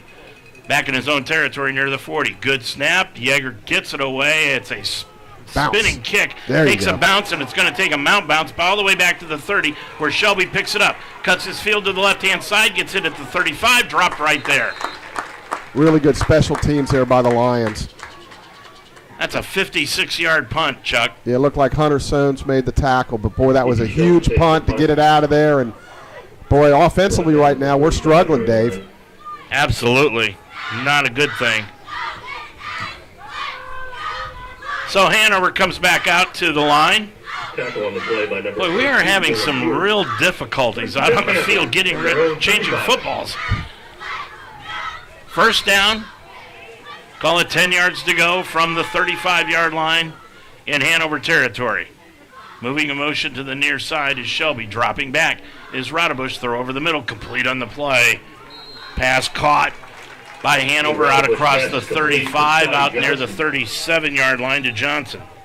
Brought down on the play by Austin Adams. Scotty Johnson with his second catch of the day. 5 to the 40. Second down and 5. 5-yard gain. Call it second down, 5 yards to go. 6:20 left to go in this first quarter. Rodebush putting a man in motion. That's Nation. He throws it out into the flat to Nation. Nation gets a block across the 40. He's out near the 45-yard line. He's close to a first down. Yeah, it looks like he made it. Rodebush, that was complete to Shelby, by the way. He lined up in the backfield. He's got the first down right at the 46, and Hanover's going to go hurry up. Yeah, Brady Pierce made that tackle, but, yeah, they're going fast here. Pennington out wide to the right. Shelby slot right. Now Shelby moves in motion to the far side. Now lines up behind the quarterback. Fake handoff to him. Looks upfield. Rodebush, plenty of time. Throws it out into the flat. It's complete at the 40 in Mount territory. Nice catch on the play by the intended receiver, being Blake Nation. Yeah, he's got a lot of time back there. We're just not putting enough, other than the one sack where he fumbled. He's got all day to throw. He does. Lions' average weight across the front four is 266 pounds. Hanover's offensive line only averages 268. Moving in motion to the far side is Kirby and Shelby, and he lines up in the slot left. Dropping back is Rodebush. Again, no pressure at all. Rolls out to the right, now throws it into the flat, and it's incomplete. Chuck, is this something that the Lions have got planned defensively, just to kind of sit back and not put the extreme pressure on? Well, they're rushing forward, just the line right now, the Hanover line's winning, but really great coverage in the secondary by the Lions. They were looking to go down the field. Austin Adams had his guy covered up, and so, you know, when you got that much time, it's hard to expect them guys to cover 5, 6, 7, 8 seconds. Second down, 10 yards to go from the Mount 40. Rodebush. On the left-hand side is Dunning. Now coming in motion to the right-hand side is Scotty Johnson. Lines up tight end right. And the handoff goes around the right-hand side. And it is to Nation. Nation around the right side. Gets it inside the 40 to the 35-yard line. They're going to spot him at the 34, so he picked up 6. Yeah, we had a shot there to no gain. Couple guys couldn't quite bring him to the ground, so it looks like it's about 3rd and 4. Big play right here. 4:35 left in the first quarter. Wide left is DJ Grenter. He's going to line up near the sideline. They've got trips out to the far side. Lining up in the slot is Pennington. And also on the left-hand side is Blake Nation. The running back is Dunning. Now coming in motion is Grinter. Grinter reverses his field. Dropping back is Rodebush. He's going to throw it up the left-hand side. He's got a man, and it is going to be incomplete at the 5-yard line. Brady Pierce got in there and knocked the ball away at the last moment from Shelby. Yeah, tremendous play by Brady Pierce right there.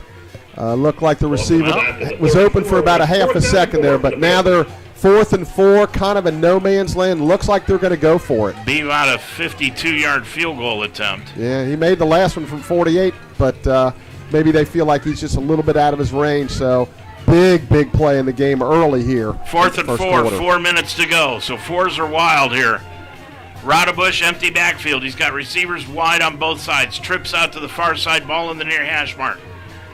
2 receivers come out to this side, including Shelby. Shelby now moves in motion near the line, dropping back. Rodebush, he looks to his left, now looks to his right, now runs out to the right-hand side, got plenty of room. He's going to pick up the first down inside the 30, where he is hammered on the play. Went helmet to helmet for the Panthers. with the defensive back on the play of the Lions, Miles Harding.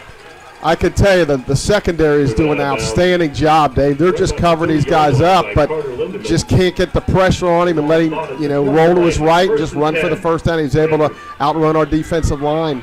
Big first down for Hanover. About 6 yards on the carry for Roudabush. He's an excellent athlete back there. He is. He's got 4 carries right now for 11 yards. First down 10 from the 29-yard line. They move Scotty Johnson in motion. Handoff goes to Dunning. Dunning gets grabbed by his left arm and swung around inside the 25 to the 24-yard line. He gained 4 on that play. Yeah, yards after contact for their runs. We've had chances to get them on the ground immediately, and they've been able to bounce away and pick up a few additional yards. 3 minutes left to go. Yeah, pretty much a quarter dominated by Hanover at this point. And they've hung on to this football for a long time so far. 2:42 and running left to go. Roudabush, empty backfield. Receivers out wide on both sides. Coming in motion is Ginder, and the handoff goes around the right-hand side, and it is brought down at the 21-yard line by Shelby. Shelby carrying it, moved in motion, got it on the jet sweep, and picked up another 2, so it'll be third down and a long 1. 2:18 to go. First quarter, Hanover leading at 3-0. And like you said, it's been virtually all Hanover here in this first quarter. Coming out wide to the left-hand side is Jake Pennington. Also wide to the left-hand side is Clark Retzroth. Pitch back goes to Dunning. Dunning takes it across the 20. He's going to be close to a first down. I think he's got it down to the 18-yard line. That's a gain of 4 and a first down for Hanover. It's just a methodical drive, Chuck. It really is. They're doing a nice job up front, giving him protection when he throws. Like I said, our DBs have been really good covering these guys up. But when you get 4 downs down here, it's tough to stop a team giving them 4 downs. Scotty Johnson back into the ball game. They've got trips out to the far side in the diamond formation, along with Shelby. Tackle on the last play, number 98, Daniel Gray for the Lions. And also out there is Blake Nation. Nation now lines up as a running back. Pennington moves in motion. Handoff goes to Nation, and Nation's going to be hit right at the 15 and drop there, a gain of about 2. So it's time to, really stiffen up here and try to hold them to a field goal. Lions defense, as you mentioned, has been on the field quite a bit here in the first quarter. A lot. We're under a minute to go in this first quarter. Roudabush with Nation, who's in that white number 0, excuse me. Out to the right-hand side is Pennington. He's the only receiver out to the right-hand side. Ball in the center of the field, trips out to the far side. Now moving in motion is Johnson. Dropping back Roudabush, looks over the middle. Again, good protection, throw over the middle. Caught at the 11-yard line, and holding on to the tackle is Miles Harding right at the 12. And I'm telling you, Miles had great coverage right there. I mean, he was all over him, and, again, plenty of time to throw. That may be the end of the first quarter. 10 seconds left in it, and Hanover doesn't appear to be in any sort of mood to run another play here at the end of one. So we'll go into the second quarter with the Panthers having the lead. It's now Hanover 3 and the Mount Nothing here on the Mount St. Joseph Radio Network. For more than a century, Mount St. Joseph University has prepared nursing leaders who serve their patients with the heart of a lion. Whether entering the nursing field, changing careers, or expanding your professional skills, innovative simulation labs and a variety of clinical sites prepare you to deliver exceptional patient care. With flexible undergraduate and graduate programs taught by highly credentialed faculty, the Mount will help you climb higher. Begin your ascent at msj.edu/nursing. Think better, feel better, be better. At Iron Sharpens Iron, 5229 Montgomery Road in Cincinnati, train with passion and purpose. Be challenged by the 3 core principles: strength, core, and cardio. Make yourself better mentally and physically. Iron Sharpens Iron provides a fun and effective fitness training that you'll love. Try one of their 6 different programs: the Iron Circuit, Early Burn, Thrive, The Good Fight, Trinity, and Super Saturday. Ready for a better gym experience? Get to Iron Sharpens Iron today, 5229 Montgomery Road in Cincinnati. Well, Chuck, you mentioned it, that it was a quarter dominated by Hanover. You look at the time of possession, Hanover had the ball 11 minutes and 20 seconds of that first quarter to just 3:40 for the Lions. Well, not only are they the time possession, but by them doing that, it's going to wear down our defense. I think our defense is playing really well. We've been put in a couple bad positions, but boy, even though it's not 95 like it's been some of these games, you're going to wear down if you're on the field 11 minutes every quarter. So they switch down to the north end of the field. Ball at the 12. It'll be third down, 4 yards to go for Hanover, going from right to left. Yeah, big third down again. Nation is out wide to the right-hand side. And the officials lost their GPS as one official went down to the other end of the field and now gets back to the correct end of the field. Third down 4. Big play for the Lions. This might be 2-down territory. Yeah, let's for see if they bring Hanover. pressure. They move Nation in motion. Roudabush keeps it himself. He's going to get hit, but then bounces off to the right-hand side. Dropped at about the 12-yard line. A gain maybe of a couple. Brought down by and let's see where they spot it. It'll be right at the 12, so it's going to be fourth down and about. They have not moved the down marker. It's going to be fourth down and long 3. Yeah, and it looks like the field goal team is going to stay on the sideline. So I guess coach feels like, I need 7 here, not 3. They need to get to the 9, Chuck, and the ball's at the 12. Yeah, so again, huge fourth down play here. Last time on fourth down, he ran for the first down. Dunning is off to the left of Roudabush. Tight formation for the Panthers. Roudabush drops back. Oh, throw they it to the didn't tight cover end it. on the wheel, and they got it in the corner of the end zone off Johnson for the score. Yeah. Scotty Johnson with a 12-yard touchdown pass completion, and Hanover is on top of it 9-0. Yeah, just the blown coverage there. He went, in the wheel route wide open, and he was able to spot him. So the gamble pays off, and they get the 6 or potential 7 here. 9-0 Hanover, 14:09 left to go in this first half of action. Joel Klatt will be our guest at halftime. He'll talk about his top 10 in college football. In to kick it is Clint Hearn, and Hearn drills it right through the uprights. Hearn now 11 for 12 in extra points this year. 14:09 left to go in the first half. It's now Hanover 10, the Mount Nothing, here from Schuler Field on UltimateSportsTalk.com. This game is brought to you in part by Alliance One Network, delivering seamless, tailored solutions that bridge technology, creativity, and partnerships. From creative media and property services to wellness programs, business development, and smart technology, Alliance One empowers growth through innovation, collaboration, and impact. Whatever your vision, building a brand, managing real estate, or developing a business, Alliance One Network brings expert teams together to help you thrive. Learn more at AllianceOneNetwork.com. Well, Hanover drives down the field, Chuck, and they put another score on the board, and this time a touchdown, 10-0. Yeah, a couple of fourth down conversions have helped them to get their lead to 10-0 here as we play early in the second quarter. A lot of time left, but the Lions' offense, it's time for them to do a few things here because they just can't continue to put the defense out there and say, stop them, stop them, stop them. So Hanover will kick it off. It'll be Hearn that will kick it off, and he gets a high end-over-end short kick taken in by the Lions on the fair catch at the 34-yard line. Well, strategically, they clearly want to keep the ball away from Aston on the kickoff returns. They're willing to give the ball to us outside the 30. That looks like we're on about the 34-yard line, so they would rather do that than risk him taking one back. First and 10, Mount St. Joseph. So let's see what Coach Hughes has up his sleeve. Looks like it's actually going to be the 33. But it's time to go here. Talley has been kicking those off, by the way. My apologies. He's number 25. Napier in the backfield with Schreiber. Just the third time the Lions have had the football. First and 10 from their own 33. Handoff goes to De La Cruz, who's into the ball game, and he got hit and dropped immediately. Yeah, we talked about it before the game, Dave. Can the running game come alive this week? It's been somewhat of a struggle, let's be honest with you. And, if we're one-dimensional, it's going to be tough. Jeff Massey making that tackle. Boy, he hit the hole about the same time De La Cruz did. He's a senior, 6'3", 240. De La Cruz stays in the ball game to the right of Schreiber. Aston comes out wide to the right.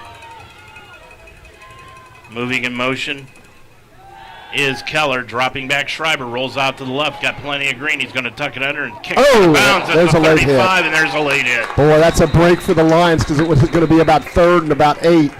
So they got to take advantage of this break. That'll give them an automatic first down. You know, we were not given an injury report today, Chuck. But I'm looking on the sideline. I do not see Eli LaFrange down on the sideline, and he has not been in the game. They've been going basically with Keller at the tight end position. Well, the Lions catch a huge break there. You know, the Hanover coaching staff was upset, not at the officials, but at their player for that. It's just not a smart play, and maybe the Lions can take advantage of it. They have to. Because, like I said, it was going to be 3rd and long with, potentially getting off the field again after 3 downs. So now the Lions have it at midfield after that penalty, 1st and 10. And dropping back, sidearming it out to the right side is Schreiber, and he threw it into double coverage to Kamari Pittman, and it was knocked away on good defense again by Hanover. Yeah, that throw came out late. That's got to come out a little bit sooner. The DB read it. We're lucky, really. That could have been a pick 6. Is it just me, or do the Lions look like they're playing afraid? I don't know if afraid's the right word, but it seems like we're kind of in slow motion on offense. I will say that. Maybe tentative is a better word. Yeah. 2nd down, 10. De La Cruz to the left of Schreiber. Drops straight back. Blitz now run by Hanover. He's going to throw it deep. He's got a man out there, and that's Connor, and it's going to be intercepted at the 12-yard line. Boy, Hanover has just got everything covered today. Yeah, they got every answer so far. Now, the good thing is they're going to start from their own 12. It's almost like a punt, but he wasn't open. He was covered up pretty well, and I think Jackson's feeling like he's got to force something here to make something happen. So, again, Hanover's got every answer so far. Sadiq Pasha with the interception. And Hanover will come out on the field and take things over. Actually, both secondaries have played really well so far. So the Lions can't take advantage of that late hit out of bounds. 13:06 left to go in this first half of action. A lot of movement on the field now for Hanover as they shift Dunning into the backfield. 2 receivers out wide to the right-hand side, 1 to the left. Dropping back is Rodebush. He's going to throw it deep. He's got a man, and it's going to be pass interference against the Lions, and he still caught it. Yep. Single coverage there. That was Jack Pennington who made the catch right in front of Austin Adams. Yeah, heck of a throw and catch, but, Rodebush saw single coverage there, and he was going to him all the way, and, boy, they're out of the hole real fast. So it's first down. Defense, number 2. Penalties decline. It's all the play, first down. First down for Hanover in Mount Territory at the 44. Coming off the field for the Lions was Austin Adams after that penalty. Had a chat with Tyler Hopperton, 1st and 10 for Hanover. Rodebush puts 2 men in motion. The tight end, Scotty Johnson, lines up off the line. Fake handoff, flag down. Rodebush throws it out into the right flat, complete to Scotty Johnson inside the 40 at the 39. There is nothing Hanover is doing out there that is really mysterious, and the Lions just have been unable to cover anything. Yeah, they were covered up pretty good till this drive, and let's see, we get a break here. 5 men in the backfield. Offense. 5-yard penalty. So an illegal formation by Hanover. Yeah, the tight end or the tackle must have covered somebody up. That is their 6th penalty of the afternoon for 45 yards. Yeah, boy, we need to stop here really bad. Back to the 44. First down at 15. By the way, for Schreiber, that was his 6th interception of the season. Yeah, like I said, Jax, he just tried to force that a little bit and make a play. That's 1. We said in the pregame 2 would be very difficult to overcome. Coming out wide to the left-hand side is Ethan French. Man moving in motion, and now a flag. An official blows his whistle, and we are going to get a timeout. 12:16 left to go. Hanover takes a timeout. Your score from the Mount. It's Hanover 10 and the Mount nothing here on UltimateSportsTalk.com and YouTube. Every day is a great day at the Wishbone Tavern in the Delhi Plaza. The Wishbone Tavern still serves the best wings and burgers in town, but now they offer brunch on Saturday and Sunday starting at 10 a.m. And for your next event, use the Wishbone Tavern's party room, capable of holding up to 60 people. Contact Nicole for a reservation. With a menu full of fresh ingredients, hand-breaded appetizers, and a relaxed family-type atmosphere, your good time will begin when you walk in the door. The Wishbone Tavern in the Delhi Plaza, a proud member of the community, open Monday through Friday at 11, Saturday and Sunday at 10. Well, the Lions right now appear to be sleepwalking out there as Hanover takes a timeout, their first of the half. They'll have 2 remaining with 12:16 to go. It does somewhat seem like that, but, I'm going to credit Hanover. They've got a good game plan, and they seem excited. And, again, I think they came in weak believing they can win this game, and they're certainly doing it right now.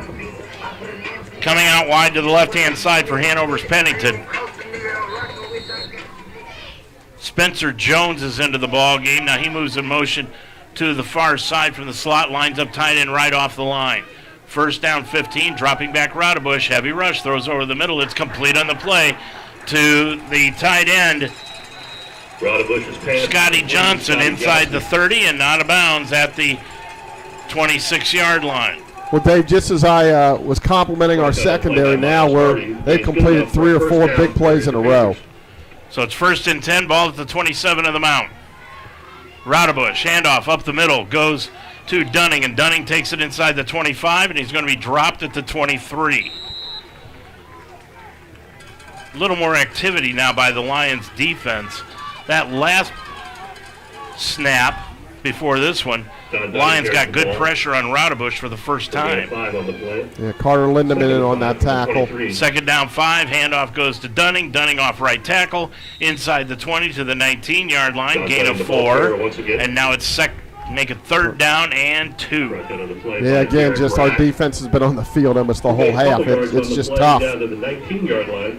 40 yards rushing. And 157 yards passing so far in this game for Hanover. They're averaging 5.8 yards a play. Under 10 minutes left to go. 3rd down 2. And the handoff goes to Dunning. Dunning off the right side. He's close to a 1st down at about the 17-yard line. They're going to give it to him. They'll give it to him as they mark it at the 16. So 1st down for Hanover. Dave, basically on offense, right now the Lions just have no answers. Hanover's pretty much doing what they want on offense or defense. 9 first downs in the ball game for Hanover compared to just 1 for the Mount. Yeah, we're not necessarily losing this game on defense. We're losing it on offense. We just can't do anything. 10:21 and running left to go in the first half. Nation in motion out of the backfield. Rodebush is going to keep it himself, and he's going to get right to the 15, maybe the 16. They're going to stop him right at the 16-yard line, gain of about 1. If they can hold him to a field goal here, I mean, again, we're getting totally dominated, and if we can keep it under, 14 at this point, we're still in the game. 17's going to make it tough. To the 16-yard line, 2nd down and 9. Hanover taking plenty of time. Play clock down to 18 seconds now. 2nd down, 10 yards to go from the 16. Nation in the backfield, movement on the line, free play. Rodebush looks into the end zone, got a man incomplete. Yep. Rodebush's pass is intended for C.D. Shelby. He tried to get it to Kerbery and Shelby, but overthrew him by a couple of yards, but it's still going to be a penalty against the Lions. Yeah. Offside. Defense. Number 55. 5-yard penalty. Replay. 2nd down. Cam Fuller. Yep. Just a little anxious here, so instead of 2nd and 10, it's 2nd and 5. 9:26 remaining. 5-yard penalty. Leaves the ball spotted at the 11. 2nd down and 5 for the Panthers. Coming out to the left is Jack Pennington. He's going to line up. They go to tight formation now with the receivers out wide on both sides, but in tight. And fake pitch out. Rodebush keeps it right up the middle, and he yanks it in from 12 yards out for the score. Boy, there just was nothing there. Yeah, the Red Sea parted. It was just pretty easy, really. 16-0 Hanover. I think on this next drive, you can't get 17 back in one series. No. You just got to, take your time, try to get a score. There's plenty of game left, but, boy, something's got to change. Hearn will come in to attempt the extra point with 9:20 to go in the half. Good snap. Hearn kicks it up left-footed, and it is good. 9:20 to go. First half, your score now, Hanover 17, the Mount nothing, here on UltimateSportsTalk.com and YouTube. This is Dave Mitchell for the George Nikias Agency. George continues to enjoy working with all of you and helping to customize an individualized program on Medicare supplements or Advantage plans. George can simplify the process and help you get into the type of coverage you need. Don't leave your future to chance. Make sure you're covered financially and physically. The George Nikias Agency, serving the community since 1986. Call George Nikias today at 513-733-1255 or stop by the website georgenikias.com. The George Nikias Agency, reliable, respectful, and responsive service. For more than a century, Mount St. Joseph University has prepared nursing leaders who serve their patients with the heart of a lion. With flexible undergraduate and graduate programs, the Mount will help you climb higher. Begin your ascent at msj.edu/nursing. Back at Schuler Field, where Hanover will be kicking it off, and so far, Chuck, complete domination by the Panthers. It really has been, and it's time for the Lions to wake up and get going here. This is going to get out of hand. We'll see if they pooch the kickoff again, or they've moved Eli Aston up to about the 25-yard line so he can try to get his hands on the ball. Patrick Connor back set to return. This Jones time they go kicking it deep. off, and it goes right by him and into the end zone. He's going to pick it up at the goal line. Picks it up at the 10. Cuts it back to the left to the 20, to the 25, 30. Connor's got a convoy. He's at the 40 and gets gang tackled at the 45. Spun forward on the Lions' effort of the tush push, and he gets it out to midfield. Well, they caught a break there because he looked confused whether he should try to catch it on the fly or not. And maybe Hanover let up just a little bit, but the Lions got to take advantage of this field position. We got to get on the board here, no question about it. I thought he should have just let it go into the Me end too, zone. absolutely. But it worked out. Sometimes you do the right thing, and the wrong thing turns out, and vice versa. 50-yard return on the kickoff by Connor, and the Lions have their best field position of the day at midfield. Down 17-0. Handover. De La Cruz. De La Cruz takes it inside the 50.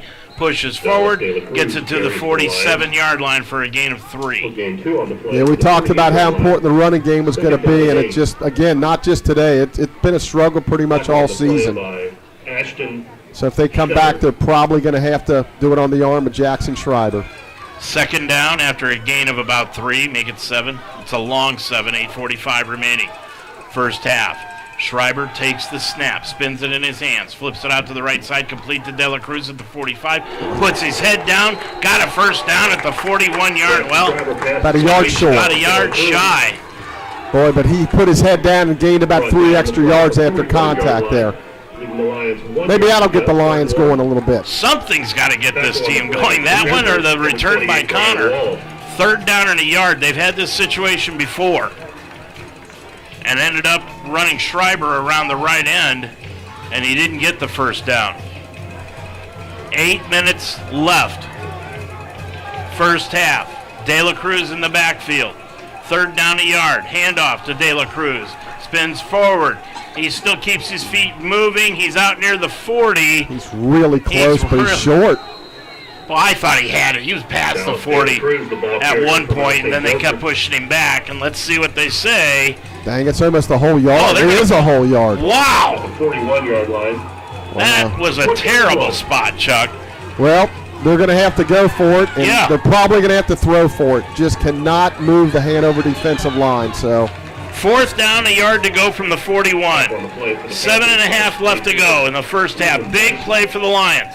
Schreiber fakes the call from center. 15 on the play clock. Plenty of time. Receivers out wide on both sides. This is the time that you would think he'd be under center, but he's not. Fourth down, a yard to go. Schreiber drops back, looks over the middle. He's going to throw it over the middle, complete at the 33-yard line, and that's to Joey Thaman. Or no, Kamari Pittman, I'm sorry. Okay, they got a Hanover guy down, I believe. No, that's one of our guys down, one of our linemen down. One of the linemen down, and he's grabbing at his leg. Looks like Washington Ewan, maybe. I think that's 77. See, either 77 or 71, and it is 77, Chuck. He's up on his knees. Hopefully he's okay. Boy, that's a big fourth down conversion. But, boy, when you're 3rd and 1 and you can't run it. He's up now. Yeah, all right, so that's good. He's limping a little bit, but I think he'll be okay. But, boy, that was even good coverage on the back end there by Hanover. He had to get it in there. Good throw and catch. Wash, one of those baby Hueys. Junior, 6'1", 325. Yeah, really good player. Just a little baby. Have you seen those babies on TikTok that talk? Yeah. They are hilarious. 7 minutes and 2 seconds left to go. First half of action. Joel Klatt will be our guest at halftime. 17-0 Hanover leads it as we're under 7 minutes of running now. Schreiber on 1st and 10 from the Hanover 34-yard line. Good snap. Schreiber looks to his right, throws it out on the right side. It is complete on the play. The Hunkus caught it at the 23-yard line. Complete to Michael Hunkus. That's close to a first down. Let's see where they spotted. It is a first down after a gain of 11 on the pass. Yeah, nice throw. That's a long throw across the field like that. Schreiber, 5 of 8 passing for just 18 yards, and 11 of them came on that play. Yeah, it's been a titanic struggle. There's no question about it. But, again, a lot of time left. Get on the board here. Got the rest of this half and the whole second half. And you get the ball to start the second half. And maybe our defenses catch a little bit of a rest here. Yes. Moving in motion, the tight end to the right-hand side. Handoff goes around the right side to De La Cruz. De La Cruz got hit from behind and drugged down out of bounds near the 22. Maybe a gain of a yard on the play. Yeah, just not a whole lot of running lane so far for the Lions. Tackle on the play by Joey McElroy. Under 6 minutes remaining. First half of action. From 22-yard line, 2nd down and 10 for the Mount. Again, Eli LaFrange evidently not playing today. The starting tight end for the Mount. 5.5 remaining in the first half. Man in motion to the right side now, lines up tight end right, dropping back Schreiber. Looks over the middle, plenty of time, throws a blue pass to Hunkus, and he threw it over his head and incomplete. Yeah, he had him. He just let him a little bit too far. For Michael Hunkus is incomplete. So that'll bring up 3rd down. Again, another 9 yards to go. The Lions today on 3rd down efficiency, 0 for 3. The Lions Yeah, this is 2-yard line. probably 4-down territory at this point. On the year, the Lions have not been great. Not bad, not great, 53% on 31 for 58 on 3rd downs. Coming into this one.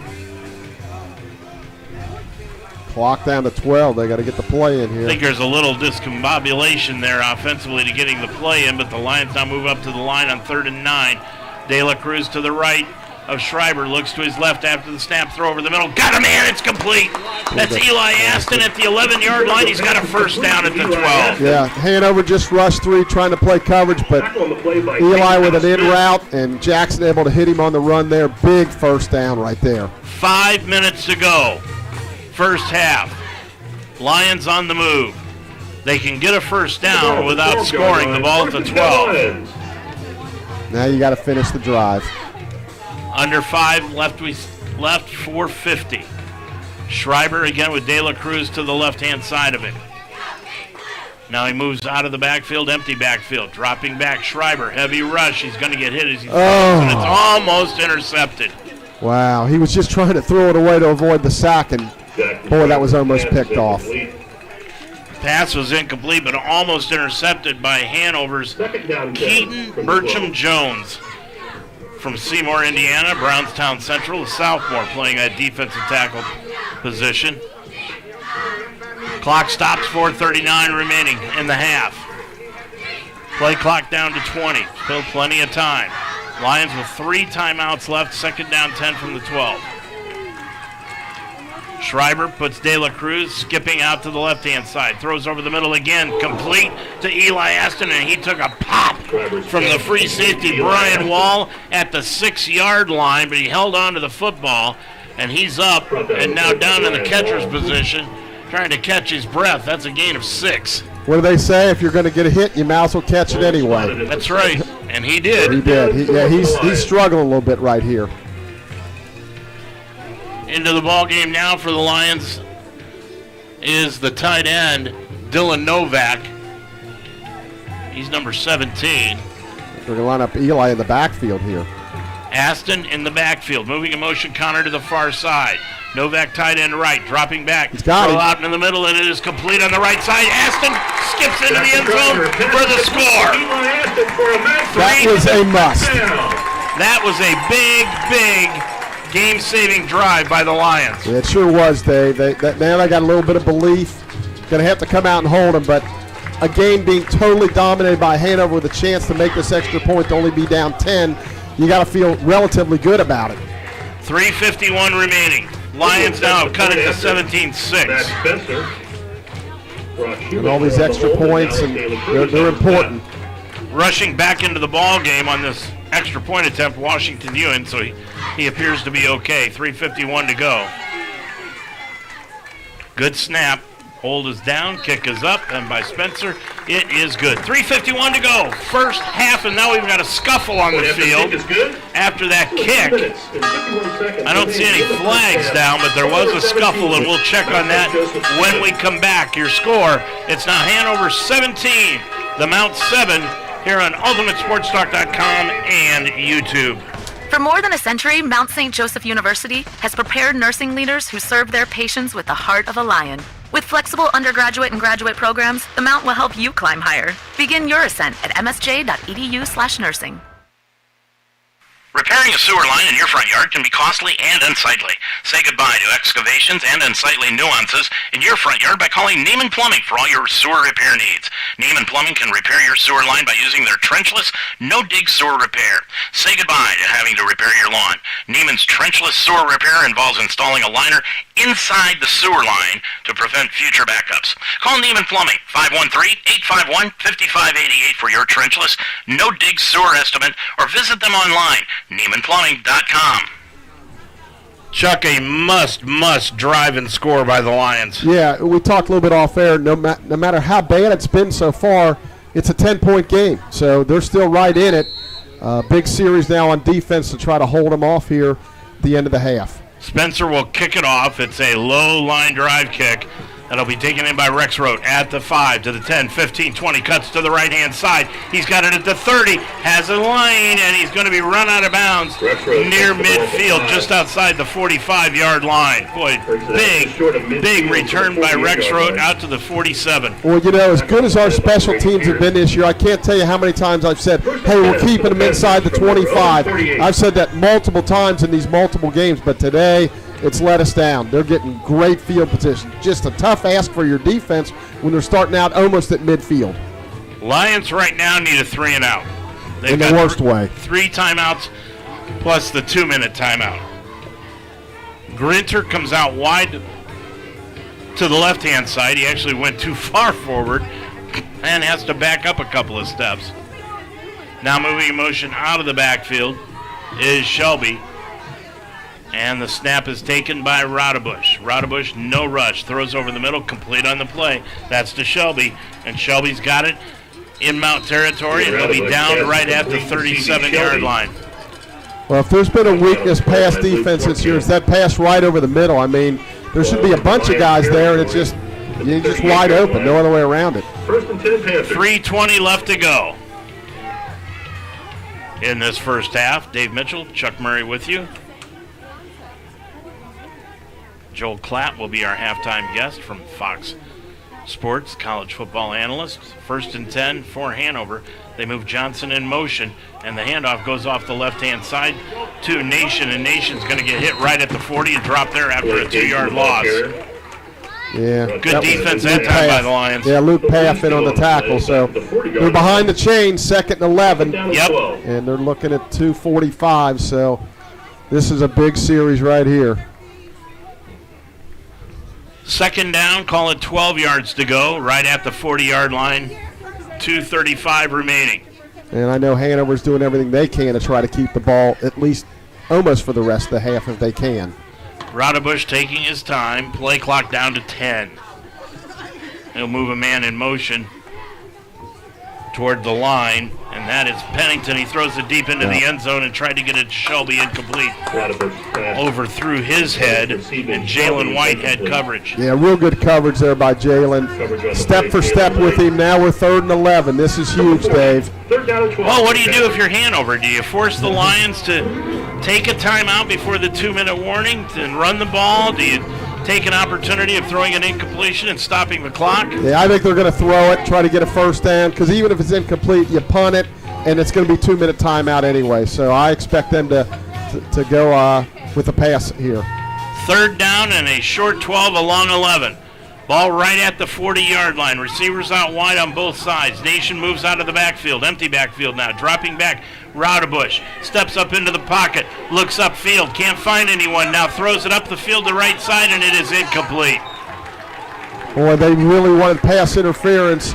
He didn't turn around and find the ball, but he didn't make contact with him, so that's fine. They really want it bad. Yeah. But they're not going to get it, so boy, I would assume they would punt here, try to pin us in. Chase Burton, the offensive coordinator for Hanover, really begging for that. Well, it looks like the offense is staying on the field, so, boy, this becomes huge right here. The Lions could get great field position. They could. You know, this is big. I'm a little surprised. They're not trying to draw them off either because it's 4th and 12. Right, I'm a little surprised they're going for it, but they're being aggressive. I am too. The Lions only have 2 down linemen to rush the passer. Roudabush looks back to the sideline. 9 seconds to go. Everybody standing up looking at each other. This is going to be a pooch punt or something. It's down to 2, 1, and it'll be a delay of game. I think they're going to call timeout. Oh, did they get the timeout? Yes. Timeout. Hanover, their second. Boy, this becomes a really, really big play. We hold them. We got a chance to go down and score before half and get the ball coming out. So they got a lot of confidence in their offense here if they're going to go for it on 4th and, like you say, almost 12. Timeout called, 2:05 to go in this first half, and it's now 17-7 Hanover over Mount. BSN Sports is the official athletic supplier of Mount St. Joseph University. If you need anything for your team, league, or complex, contact Scott Lawson of BSN Sports today. BSN Sports is the largest local sporting goods provider in town. They manufacture bleachers, benches, netting, foul poles, padding, goalposts, sleds, football dummies, and screens. And if it has to do with your athletic complex, gyms, courts, weight rooms, baseball and football fields, track and field, or outfitting your teams, call BSN Sports today. Scott Lawson, 513-702-5646. Big play defensively right now, Chuck. Yeah, it really is. It's, there's a lot of big plays in the game, but as we speak right now, this is the biggest play in the game. They've been successful on 4th down, Dave. 4th and 12, Hanover 2 for 2 on 4th downs here this afternoon. On the year, they have been very successful. 4 of 8, 50%. Yeah, that's why they feel confident going for it. Here we go. 2nd down. Or make it 4th down, 2:05 remaining. Roudabush empty backfield. 3-man heavy rush. Now he throws it over the middle, and it is caught for a first down inside the 25 at the 21-yard line by Shelby. There's that pass over the middle again. Now your whole situation defensively changes. You're not just trying to get the ball back now. You're trying to stop them from scoring at the 2 minute. That's a huge play right there. 2-minute timeout. 2-minute timeout, 1:56 to go first half. Hanover with a 1st and 10 inside Mount territory and deep in the red zone. Your score, Hanover 17, the Mount 7 on UltimateSportsTalk.com and YouTube. Sometimes circumstances require the services of a private investigator, and when that happens, contact Official Investigations and Security Services in Cincinnati.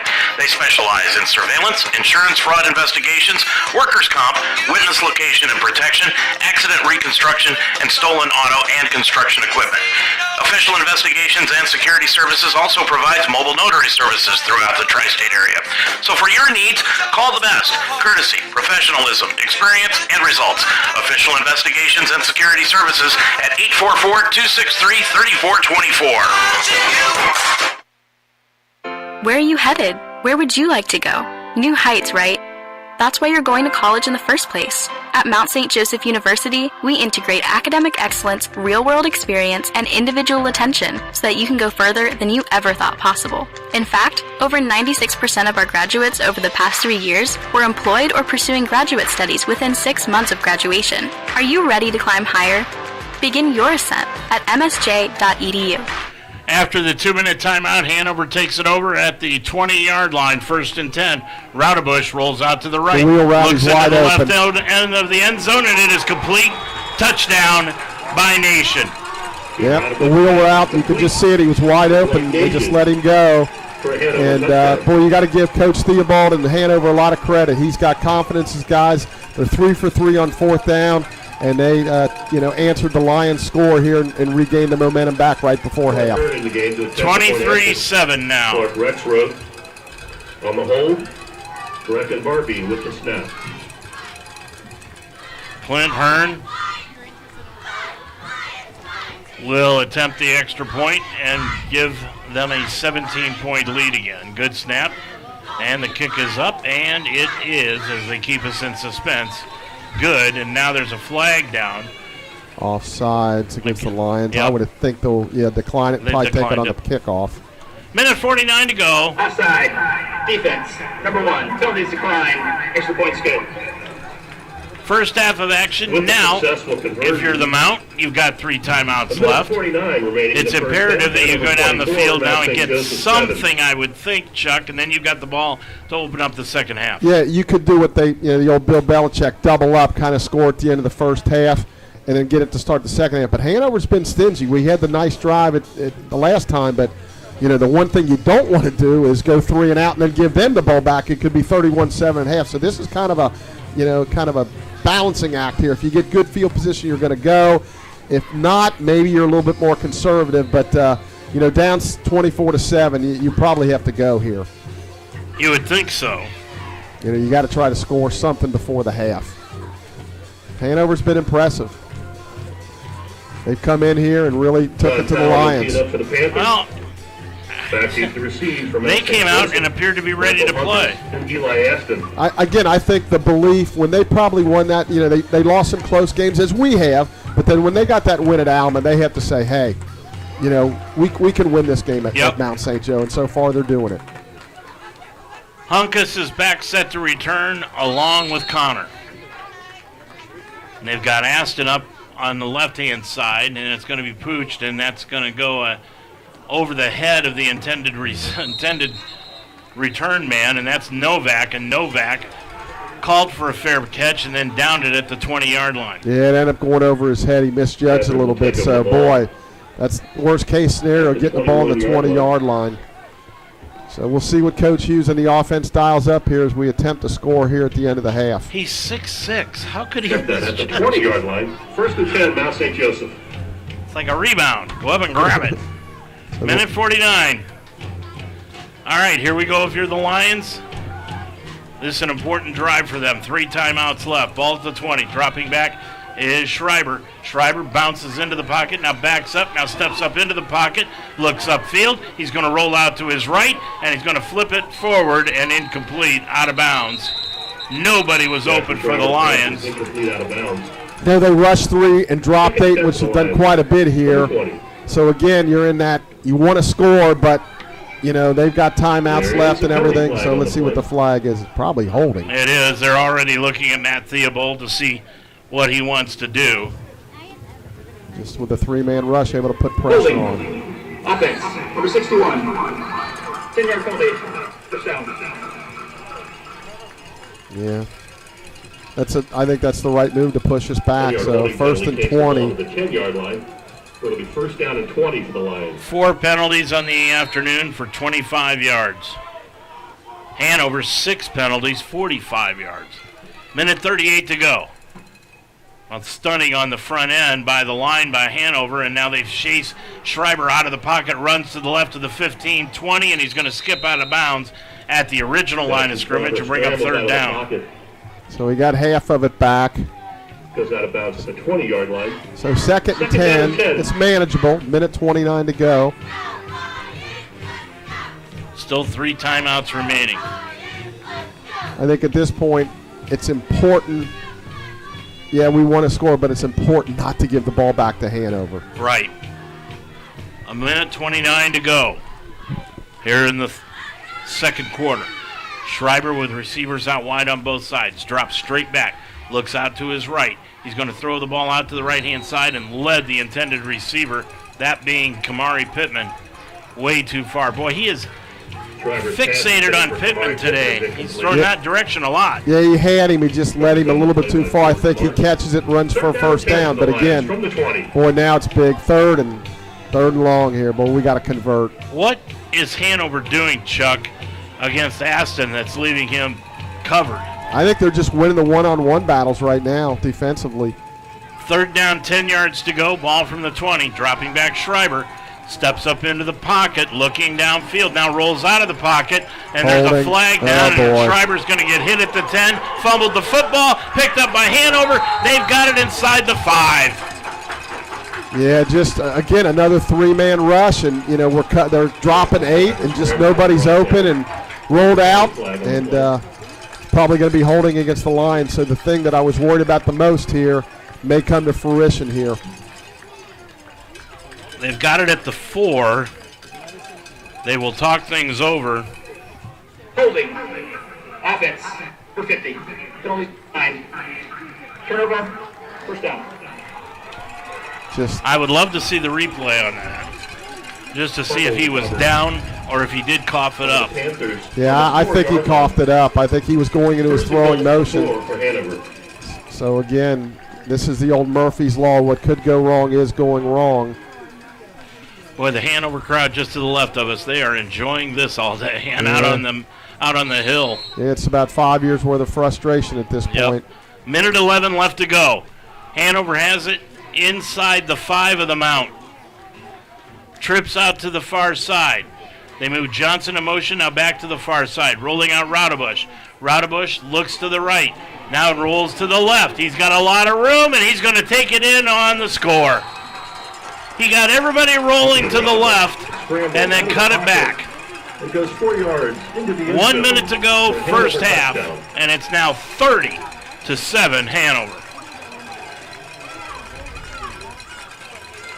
Just not much to say. No, there really isn't. They're just physically winning the war. They're winning the scheme. They're just winning everything right at this point. Thought we got a little momentum there, and boy, they just taken it and grabbed it and ran with it. Yep. And that kick is up, and it is good. 1 minute to go in the first half. It's now Hanover 31, the Mount 7 on UltimateSportsTalk.com. In the first half. Celebrate the soggy shoes and the slow starts. Celebrate the lessons learned along the way.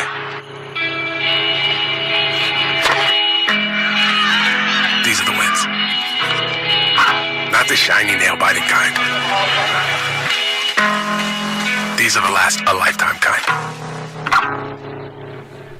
Dave Mitchell, Chuck Murray back here at Schuler Field, and we've said it 3 times now, Chuck, just total domination, the Panthers. Yeah, they've come in here and really punched us in the mouth. There's no question about it, and they're winning the line of scrimmage battles.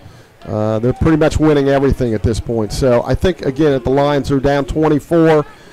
You can't get 24 points in one possession, so you just want to, kind of forget about the score right now. Maybe get a score before half. If not, don't give them the ball back. Go and regroup and see if you can make some adjustments. Normally, we would send Chuck down to interview Coach Hop at halftime, but honestly, there's not much Hop could tell us that we don't already know, and it would be better if he goes into the locker room and lets the team know it right now. A minute to go, and Jones will kick it off, and it's going to be taken in by Novak again at the 25-yard line. I'm curious why they're always having him fair. I guess they don't want him catching it and running with it because we could get it 5 to 10 yards there. And for whatever reason, they just decide that that's good enough and don't want to risk a fumble, I guess.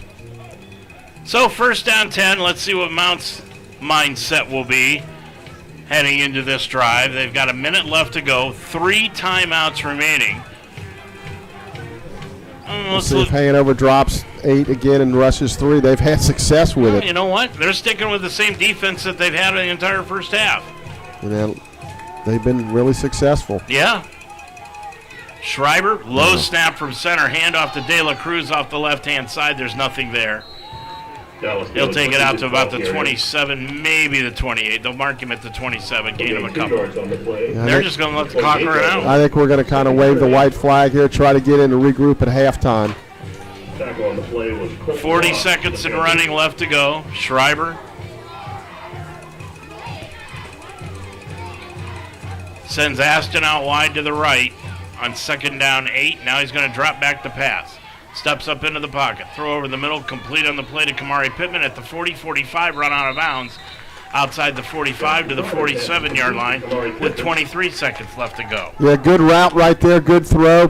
Pittman's kind of been his favorite target so far. And so they got a chance to get in the field goal range here. They still have 3 timeouts, like you say, with 23 seconds. 31-7 Hanover with the lead. Schreiber with De La Cruz right to the left of him. Drops back. Looks upfield, throws upfield. On the sideline, Hunkus caught the ball, but he was out of bounds when he did it. Incomplete. Yeah, there was 3 Hanover guys around him. Good throw and catch, just couldn't quite get 1 foot down. He's kind of looking at the ref like he thinks he did it, but they say no. 17 seconds left to go. 31-7. Pittman will come out wide to the right-hand side. Boy, he has been the focal point of this offense today. Yeah, well, Dave, you were at Hope, so, they were behind big in that, so maybe a little bit of optimism we can make a comeback in the second half. Second down, 10. Schreiber steps up, throws over the middle deep, and it is incomplete. There's a flag down and the official hat. So he saw 2 penalties out there, unless he just lost his hat. He lost his hat. Oh, okay. Don't see a flag. No, I don't either, but yeah. When he had his hat off. Well, sometimes they throw it if the guy goes out of bounds or something, and then he's not eligible to catch it. So it'll be 3rd down 10. 11 seconds to go. Dropping back Schreiber. Looks upfield. Now rolls out to the left. Gets a good block. Steps up. He's going to throw it deep into the end zone. Hunkus is out there. Hunkus got it. Caught the ball, and then he dropped the ball. Oh, boy. He had it for a score. All he had to do was fall into the end zone, and it went right through his hands. Incomplete. 1 second left. Yeah, again, I said before, Murphy's Law. Everything that could go wrong is going wrong. Definitely. Heck of a throw by Jackson there. Hunkus had the DB beat. Just hit him right in the chest, kind of popped out. Just not the Lions' day. Not at all. 1 second left to go here in the half. Schreiber just going to hand it off to De La Cruz. De La Cruz takes it across midfield into Hanover territory. He'll be stopped at the 42, and that is it here for the first half of play. Your score now 31-7. And Chuck, if you're the coaching staff, what do you do here at halftime to try to stop this onslaught? Yeah, they got a heck of a challenge ahead of them. It looks like coaches are going to gather right now and talk a little bit, but you got to slow down their offense. You got to figure out a way to how to protect Jackson. He's been under pressure pretty much the whole game, and sometimes with only a 3-man rush. So they got a big challenge ahead of them. But again, 1 play at a time, 1 drive at a time. You can't score, like I said, 24 points in 1 drive. We need Al Pacino in the locker room at halftime. 1 inch at a time. The ground's all around you. So your score here at the half, it's Hanover 31 and the Mount 7. Chuck and I will be back with second half stats and our interview with Joel Klatt about his top 10. We'll do that right after this timeout. My mom used to take Logan and I to Skyline. Since I got my driver's license, now he makes me go with him all the time and drive him there. I come home and he's just like at the door and he's like, can we please go to Skyline? I'm like, Logan, chill, we just got home. But it's fine with me because I love it too. Because it's like the one place that we actually have like a conversation. That just became like something really special for us, and now we do it all the time and we just love it. Skyline Chili, 5137 Delhi Pike. Where are you headed? Where would you like to go? New heights, right? That's why you're going to college in the first place. At Mount St. Joseph University, we integrate academic excellence, real-world experience, and individual attention so that you can go further than you ever thought possible. In fact, over 96% of our graduates over the past 3 years were employed or pursuing graduate studies within 6 months of graduation. Are you ready to climb higher? Begin your ascent at msj.edu.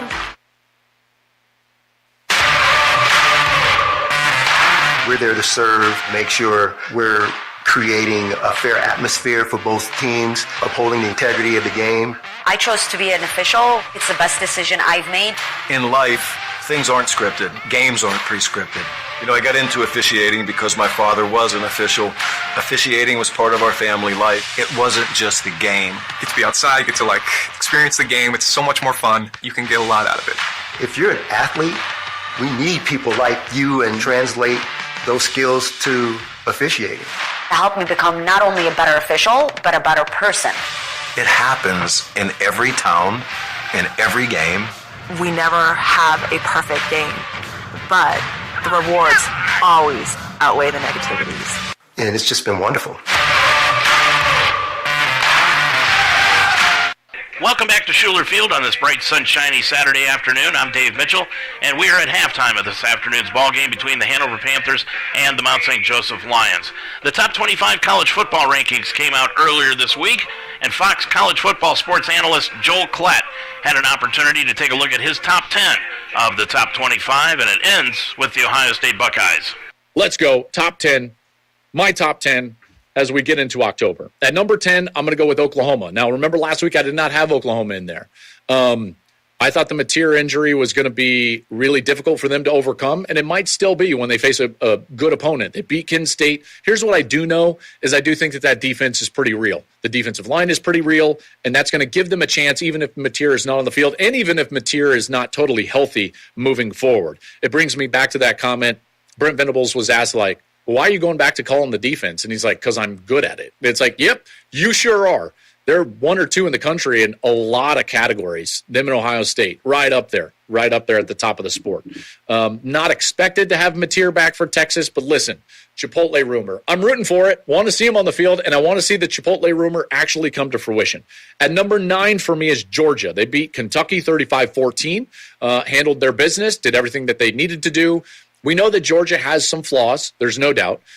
We also know that they are potent and that they could beat anybody. There's no doubt about that as well. So Georgia is going to continue to sit in there. They're number 9. At number 8, I'm going to go with Texas Tech. And just a couple of quick thoughts on Texas Tech. I watch all of this film, and you can see when a team is good, and then you can see when a team has a good record. Those are 2 totally different things. And I think you guys know that in college football. This is just a really good team. And I think that we have to start wrapping our head around this team being an elite team in college football. They dominated Houston 35-11. Game was not even close to as close as that score because they settled for a couple of field goals on some possessions. They are explosive on offense. They can throw it. They can run it. And then their defense is incredible. The pressure rate that they have, for instance, they put more pressure on Houston on the quarterback than anybody last week. I think the only other team that put that amount of pressure on the opposing quarterback was Florida on Arch Manning. They were constantly in the backfield. They've got really good linebackers. Jacob Rodriguez, who you're watching on YouTube right now with his interception, he's going to be an All-American candidate and a Butkus candidate. There's no doubt. He's constantly around the football, causing turnovers. He's productive in terms of tackles. And then, they've just built a really, really good roster. That is the best team in the Big 12. They're going to have a couple of big tests coming up. I know that they go to Arizona State in a couple of weeks, and Arizona State, by the way, is going to be on the back of having to play Utah. Arizona State plays Utah next week. Then they're going to have to play Texas Tech at home the following week. That's going to be difficult for them, and that, I think, advantage Texas Tech. So listen, I know what I'm looking at, and I'm looking at an incredibly good team right there. Alabama is going to be at number 7. They beat Vandy. They ran for 146 yards on almost 4 a carry, so that was a little bit better than the way that they toted the rock against Georgia. That's my question for them, because I know they're elite throwing the football. I think they probably got the best passing game, pure passing game in college football. Doesn't surprise me with Kalen DeBoer's background, Ryan Grubb's background. Simpson's a great fit for them. They've got weapons on the outside. I don't necessarily know if it's truly in Kalen DeBoer's DNA and Ryan Grubb's DNA to be great running the football, but they ran it effectively enough against Vandy, certainly more effective than they were on the ground against Georgia. That does need to increase, though, because here's the thing with Alabama. As great as they are throwing the football, Washington found this out with Michael Penix. You're going to run up against a team that puts pressure on that passing game, which already happened week 1 when Florida State was all over Ty Simpson. See, that's one of those things that doesn't always travel. When you all of a sudden don't have a great day protecting the passer, you're going to be very vulnerable. And that's where Alabama is going to be at. But right now, I've got them at number 7. At number 6, I've got Indiana. Again, I think Indiana is an elite team. You watch the way that they play offense. Their defense is incredibly opportunistic. Scheme-wise, they game plan as well or better than anybody. Curt Cignetti does an incredible job every week of putting his players in position to succeed. Kind of going back to what I said in that first conversation surrounding Penn State. That's the coach's job. Cignetti does that really well, and their defense does it as well. I'm always impressed when I watch Indiana on film, and Mendoza has kind of taken their offense to another level. I thought Curtis Rourke was really good, in particular before he had that hand injury last year against Nebraska. He had the surgery. They were never really the same after that. Mendoza has increased the level of offensive play and execution, and that's huge for Indiana, and they run it well. At 5, I've got Ole Miss. With Chambliss, their offense is more dynamic. Defense played really well against LSU. Ole Miss is right there for me. That's some good wins for them, and I'm going to put them at number 5. At number 4, I've got Texas A&M. Now, I had the 4-box going and my phone. So I had the iPad with the 4-box going on YouTube TV in the plane. Thank goodness when I've got good internet on these airplanes. Got the 4-box going and then I have my phone going. So I got 5 games going on my way home every single Saturday night. One of the 4 boxes was this Texas A&M game. And it was sluggish at times early on the offensive side. And, I thought to myself, well, is their offense as elite as I thought? And then it clicked, right? And it started to get going. And Craver gets the ball in space, and he's as fast as anybody in the country. And Marcel Reed starts to play a little bit better. But guess what was the constant, and now has been the constant over the last 2 games in conference? The defense. The defense has been outstanding. 2 straight weeks of great defense. In fact, on 3rd down, the most critical snap on defense. The last 2 weeks combined, A&M's defense is 1-23. I should put that the other way. The opposing offense is 1 for the last 23. So they've stopped 22 of the last 23 3rd down opportunities of the opposition in league play. That's really difficult to do. So they're playing great. And I think that A&M, at this point, is a team that could probably beat anybody else in the SEC. I think that the SEC doesn't have a great team. They've got a lot of good teams. They have not had a team separate themselves into the echelon of the top 3, who are going to be Miami, Oregon, and Ohio State in some order. But they've got a lot of good teams. And A&M right now, at least for me, is at the class of that because of the way that they played last week. Number 3, and listen, I know that this is a razor's edge between all these 3 teams. Here's how I'm going to put them, and then I'll discuss all 3. So I'll just do all 3 right now. Miami is going to be number 3 after their win over Florida State 28-22. Oregon is going to be number 2, and then Ohio State is going to be number 1. And listen, I get it. If you voted Miami number 1, I get that. If you voted Oregon number 1, I understand that.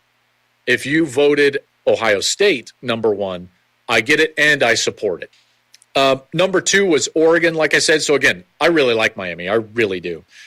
2 is Oregon. The win over Penn State is obviously a huge win for them. Now they're going to have a monster game against Indiana.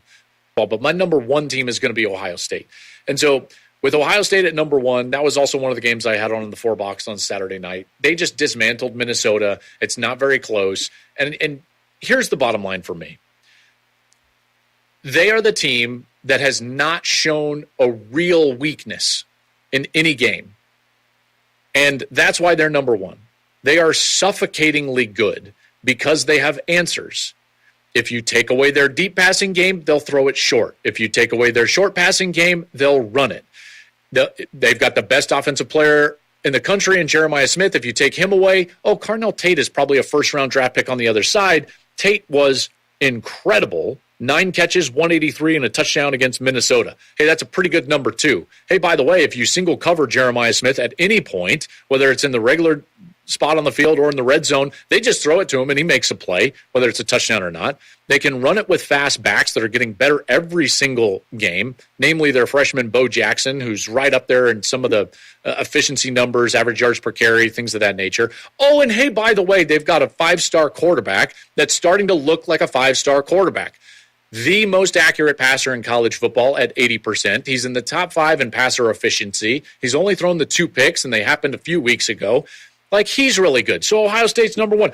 Oh, by the way, that whole dissertation about answers and the way that their offense is playing and how elite they are and suffocatingly good they are. Guess what I haven't talked about yet?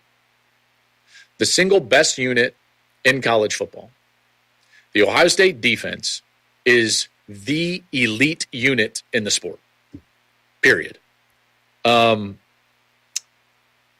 They are great at the line of scrimmage. Caden Curry has become a real factor as defensive end.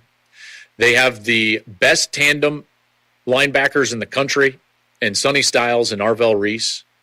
And they have the single best defender behind all that in Caleb Downs. It is the best defense and single best unit in the country.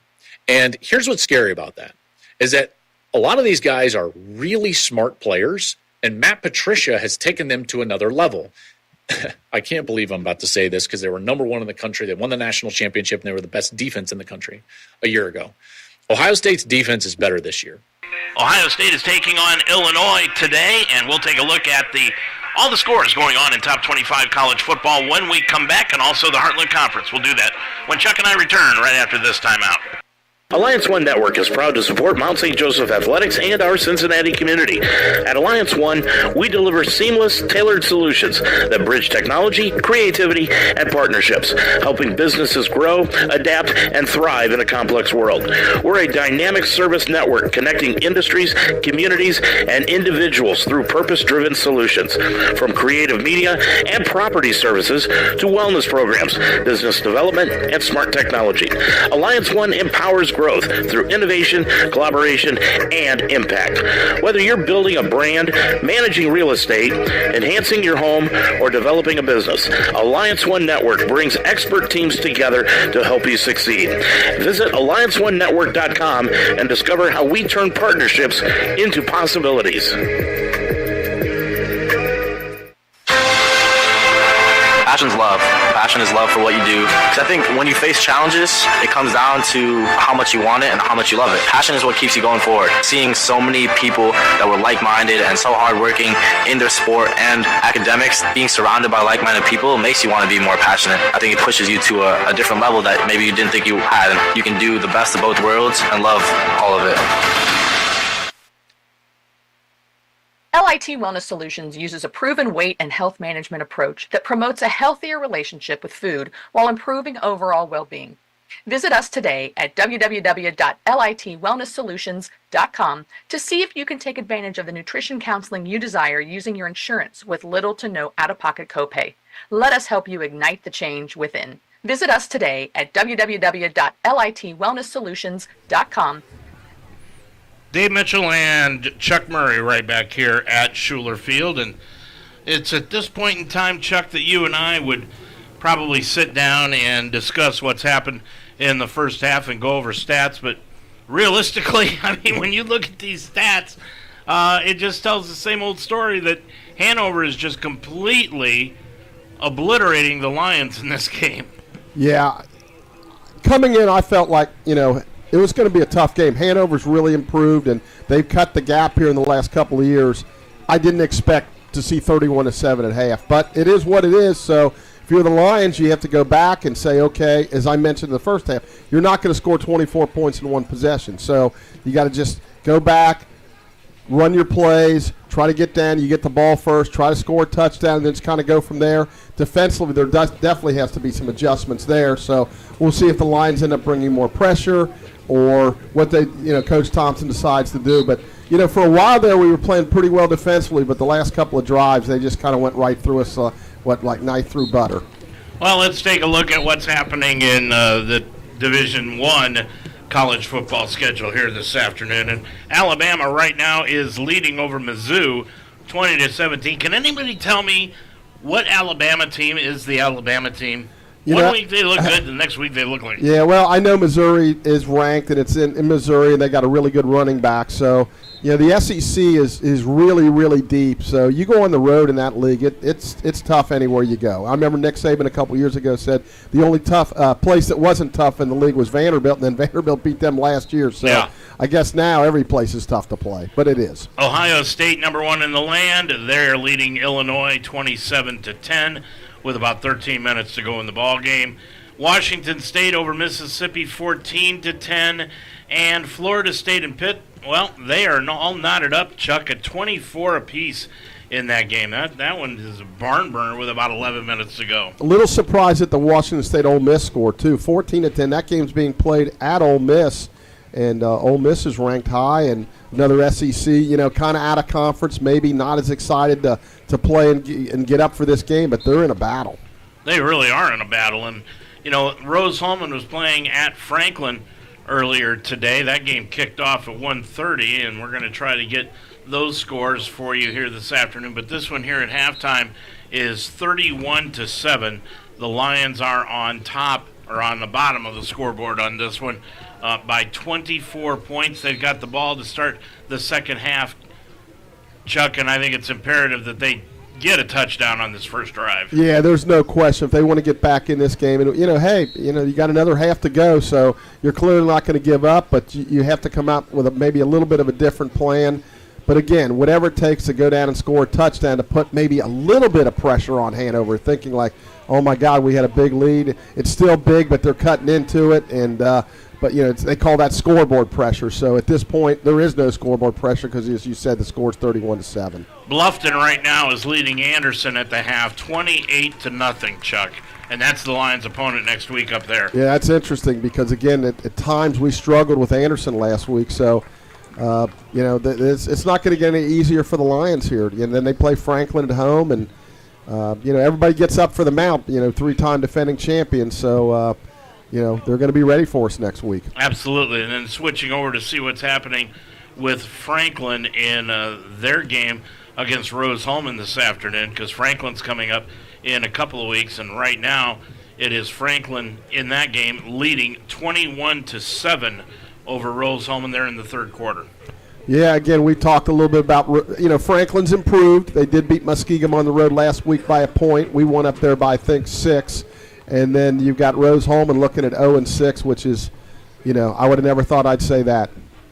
Well, you just did. About a minute to go before the second half of action. The Lions will get it back when they come back, and we'll do that right after this timeout. Psalm 27, verse 17 says, "As iron sharpens iron, so one person sharpens another." And that's the business model of Iron Sharpens Iron on 5229 Montgomery Road in Cincinnati. Strength, core, and cardio, the three principles that make yourself better mentally and physically. Train with passion and purpose. Be challenged and get your mental game strong. We will empower you to put up the good fight and thrive. Ready for the best gym experience of your life? Call Iron Sharpens Iron today or stop in at 5229 Montgomery Road in Cincinnati. Now, Alex Harbin, of course, from Iron Sharpens Iron, and he's going to get inducted into the Hall of Fame just like you are in a couple of weeks. Yeah, Alex, well-deserving, was a great player here, and we could use him today. Oh, absolutely. We could use him today. Think he could put the rush on still? We could use him. Let's just put it that way. Off the beaten path, our teams kind of exchanged quarterbacks the other day. Yeah, they did. Joe Flacco coming to Cincinnati, which is really interesting. He's going to try to beat the Green Bay Packers for like the second time in 4 weeks. Yeah. Now I wouldn't say he was real responsible because it was 13-10, so the defense did a major part in that. But I think it's an upgrade for the Bengals. They look at the division and say, the Browns probably aren't really a threat with a rookie quarterback now. Lamar's hurt. Who knows how long he's going to be out. And then you got the Steelers, who are right now leading the division, but they play them this coming Thursday. So. They got a chance to. I can't see them winning tomorrow, but I would say by next Thursday night that would be a must-win if they want to stay in the race. And the Browns are the Browns. Yeah. I mean, it's just for whatever reason, they just can't seem to get over the hump. No, they can't. Even when they're designing a stadium that is at the end of a runway up in Cleveland, and everyone's upset about that. Did you hear that the state of Ohio is being sued by some people because they are taking the money from this unclaimed funds fund that have been from people that have moved away or something, and there's millions of dollars in this fund, and the state decided to vote to give all of that money to the Browns to build the stadium. I did not hear that. I do know that Cincinnati is not going to be able to get the same stadium that Cleveland's going to get. I do know that, but boy, that's interesting. Yeah, I had no idea. It's going to be a beautiful stadium. There's no question about it. Well, and the other side, I mean, how do you tell Cleveland that they can get one and Cincinnati, no, we're not going to help you at all? And on top of that, if they turn around and help Cincinnati, the state I'm talking about, when is Columbus going to come knocking at the door and want a new football stadium? Well, the shoe's iconic, so I imagine that would be more of upgrades than anything, but you'd have to build, a 100,000-seat stadium. So we're ready to kick it off here to begin the second half. As you can tell, Chuck and I are talking about anything right now, but this game. But here we go. Second half starting. Lions will be going from left to right across your computer screen, and it will be Hanover kicking it off. Here comes the pooch probably again. Let's see. And they do. They pooch it. Novak's going to catch it at his 25, and he's going to run it back to the 30, and he's going to be upended and dropped out of bounds at about the make it about the 30, maybe 32-yard line. Yeah, but again, Dave, he picked up 7 or 8 yards he wouldn't have got. So I to me, that makes all the sense in the world to catch it and run. Ball, they'll spot it at the 34, and that's where the Lions will start out. Got about 9 yards that he wouldn't have gotten. Schreiber was 9 of 18 in the first half, 69 yards. Starting at running back is Napier, Stephen Napier, at the running back position to start the second half. Moving in motion is Hunkus from the far side to the near side, putting trips, and they hand it off to Napier. And Napier gets hit. Just nowhere to go. Nowhere to go. 32-yard line. He is just upended and stopped right there. A couple-yard loss. So the Lions start off, behind the chains. Back to the 33-yard line. Since the first game of the year, we've been concerned about the running game, and here we are in Game 5, halfway through, and it just not able to get any better. I mean, credit the opponent, but you got to be able to run the ball better. Second down, 11 yards to go, loss of a yard on the play. Napier lines up on the left-hand side, drops up and throws it out into the flat, complete on the play near the sideline to Hunkus. He's got it at the 41. That's a gain of 7. Pushed out of bounds on the play by Sadiq Pasha. Third and about 3 about. 31-yard line. Third down, 3 yards to go. 3.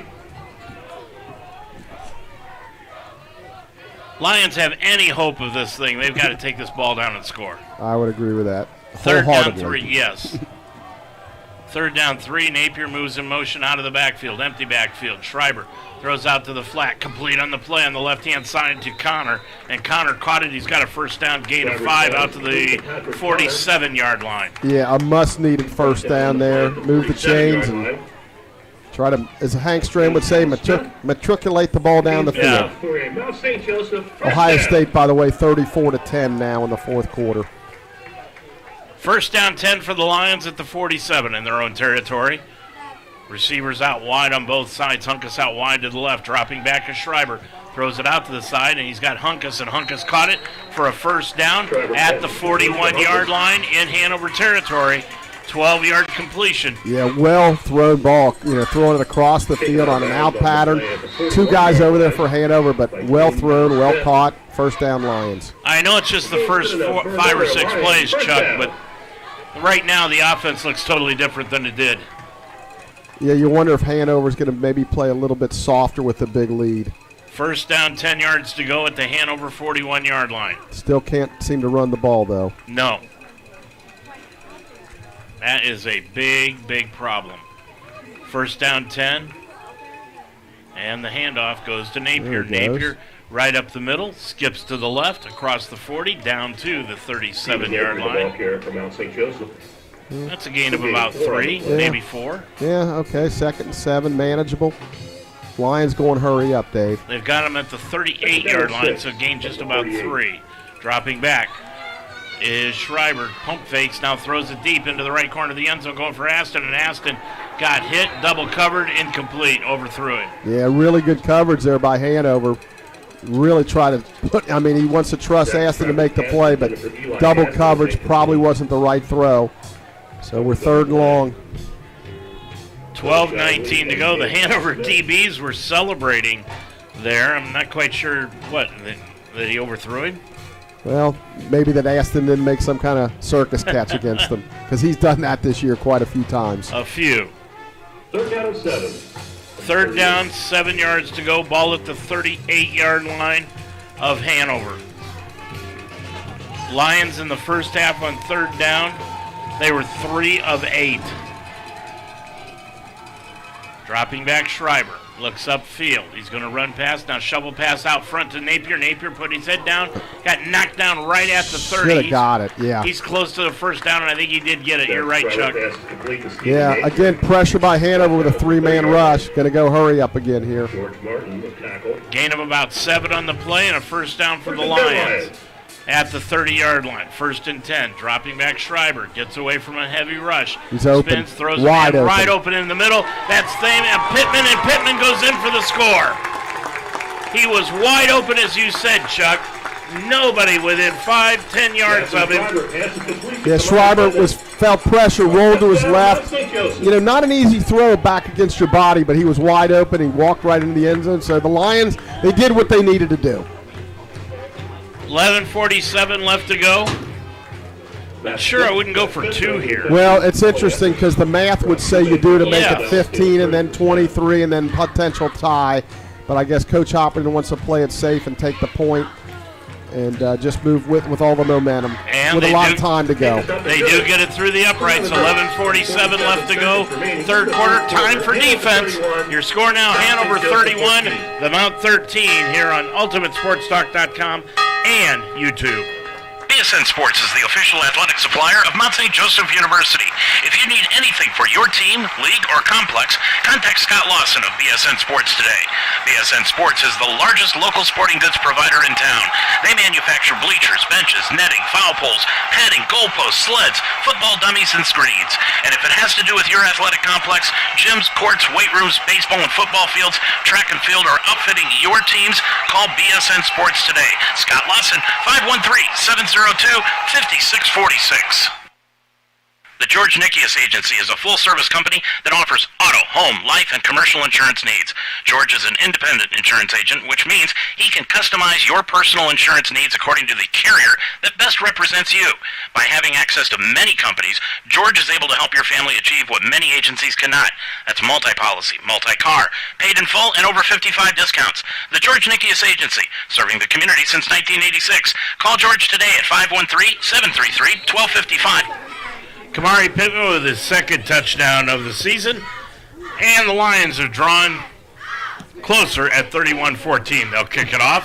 Got to cover the kick, boy. We've struggled. And bringing it back is... There you go. Rexroad, and Rexroad's going to get it back out to the 20 after taking it in his goal line. Now it's time for defense. Yeah, the Lions offense stepped up and scored. Now the defense has got to get a quick 3 and out, get the ball back. Again, plenty of time left. But Hanover's been really good on offense today. They have. Let's see if the Lions defense can come to life. 11:40 to go. That's where the Panthers will take in the third quarter. Panthers will send receivers out wide on both sides. Empty backfield. Now they'll move Dunning back, and now Dunning will take the handoff, and he runs it right up the middle, and he's going to get hit and dropped at about the 23-yard line. Yeah, Luke Paffin on the tackle. He gains 3 yards on the play. 11:28 in running. Lions down 31-14. Second down and 7 from the 24. Rodebush in the first half, 10 of 15, 161 yards, 2 touchdowns, no interceptions. He was sacked 1 time. Basically, his uniform is completely clean. Handoff goes to the running back. That's Dunning, and he gets hit behind the line and dropped. Again, Luke Paff on the play.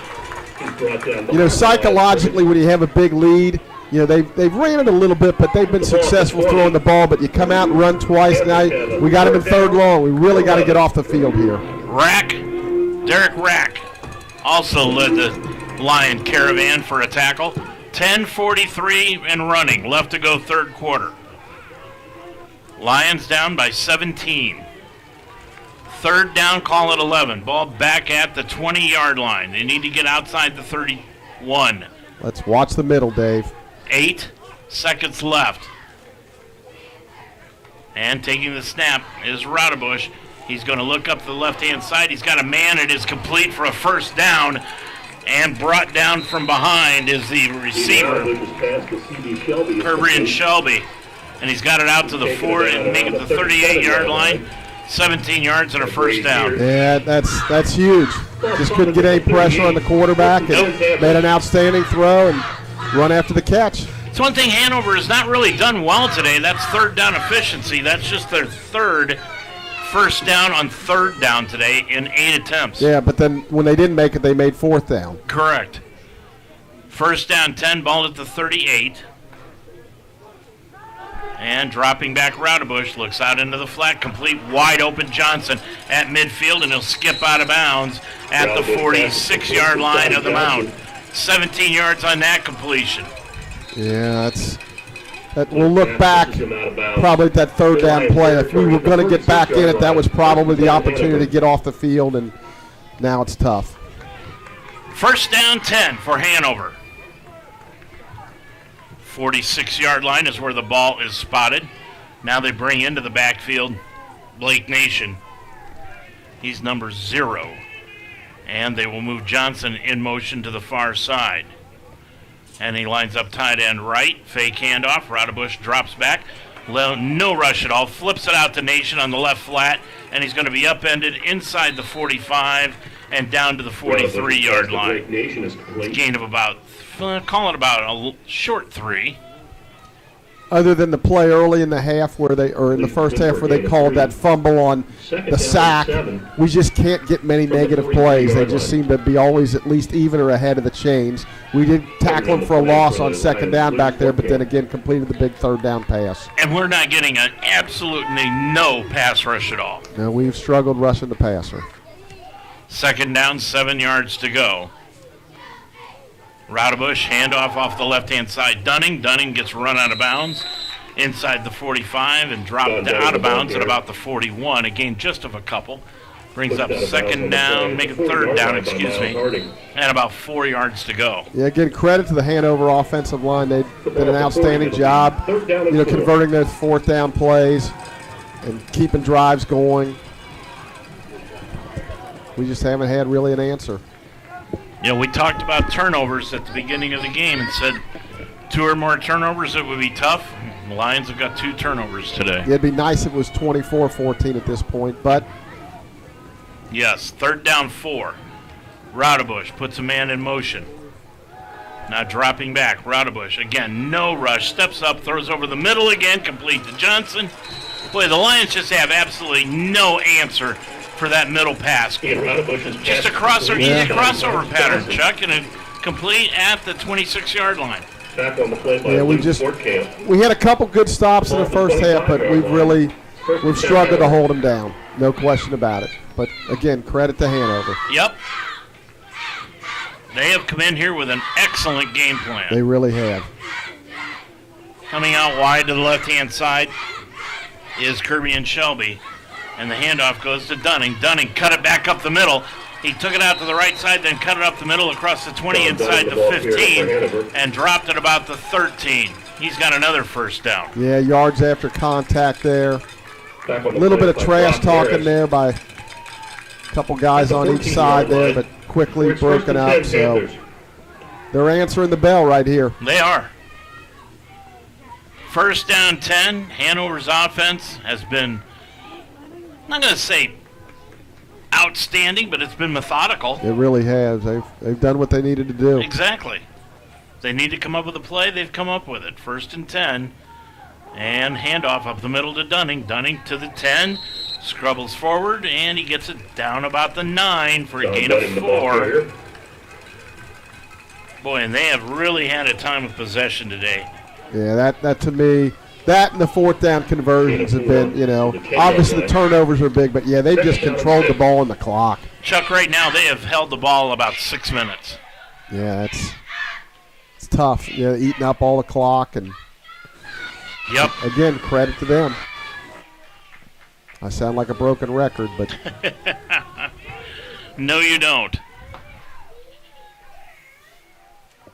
Second down, 6 yards to go. Roudebush runs to the right. He's going to cut it up the middle and going to take it into the end zone for the score, his second of the day. Roudebush keeps on the play and takes it into the end zone for a Hanover touchdown.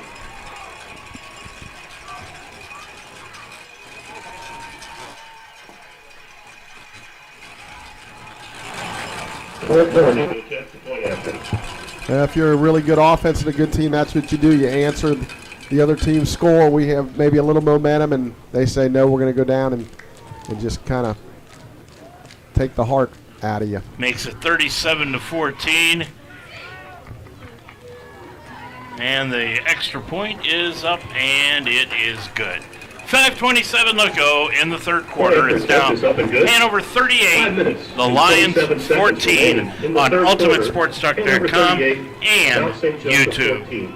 The George Nikias Agency is a full-service company that offers auto, home, life, and commercial insurance needs. George is an independent insurance agent, which means he can customize your personal insurance needs according to the carrier that best represents you. By having access to many companies, George is able to help your family achieve what many agencies cannot. That's multi-policy, multi-car, paid in full, and over 55 discounts. The George Nikias Agency, serving the community since 1986. Call George today at 513-733-1255. Every day is a great day at the Wishbone Tavern in the Delhi Plaza. The Wishbone Tavern still serves the best wings and burgers in town, but now they offer brunch on Saturday and Sunday starting at 10 a.m. And for your next event, use the Wishbone Tavern's party room, capable of holding up to 60 people. Contact Nicole for a reservation. With a menu full of fresh ingredients, hand-breaded appetizers, and a relaxed family-type atmosphere, your good time will begin when you walk in the door. The Wishbone Tavern in the Delhi Plaza, a proud member of the community, open Monday through Friday at 11, Saturday and Sunday at 10. John Talley kicking 5:27 left to go in this third quarter of play. The Lions. And it is now a 38-14 lead. The Lions, again, another pooch punt. Novak's going to take it in at his 36, and he's not going to go anywhere. Excuse me, that's Keller. He's not going to go anywhere. Just make the fair catch, so the Lions will start out with good field position. Again, I'd like to see him maybe get a few yards there, but I'm sure he's told by the coaching staff, hey, fair catch it. We're good with that field position, and, well, we got a lot of work to do here, Dave. Absolutely. Mount St. Joseph takes over, 1st and 10. And back into the ball game now is De La Cruz. He's got 6 carries, 14 yards on the day. Lions just have not been able to rush the football. Heavy rush by Schreiber. Schreiber rolls out to the left, now rolls to the right, throws it up the left-hand side, and it is incomplete. There were a couple of receivers out there. Yeah, he was definitely just throwing it away, but, you know, you got to say Hanover's won the line of scrimmage on offensive and defensive sides of the ball, and they've just been completely the better team today. There's no other way around it. No doubt. 5:25, 5:26 and running. 2nd and 10 from the 35. Second down 10 from the 35. Thaman is into the ball game now. He's in the slot. Dropping back is Schreiber. Throws it over the middle, complete on the play. Got it to Thaman at the 40-yard line. Broke a tackle, cuts it to the sideline, and he's run out of bounds at the 43. Schreiber's pass is complete. That's going to be shy of the first down by about, I'll call it about 2 yards. Yeah, nice soft touch pass there by Jackson. He was able to run after the catch and pick up a few yards. So third, about 1. 3rd down and 1. As you would say, long 1, short 2 maybe. It's about what it is.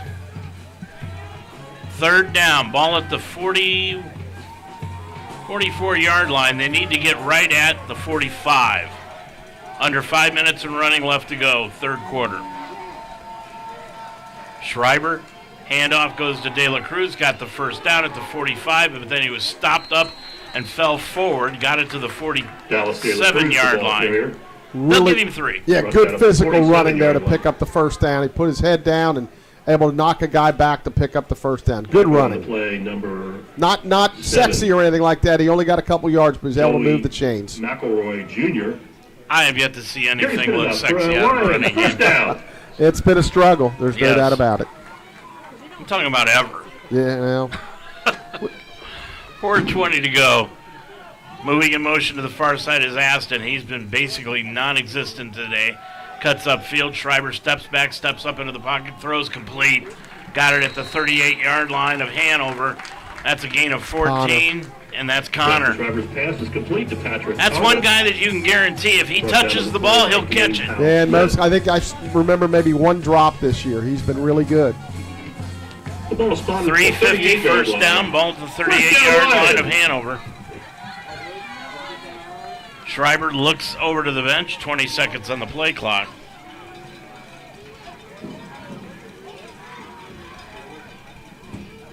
Schreiber, Hands it off to De La Cruz around the right-hand side.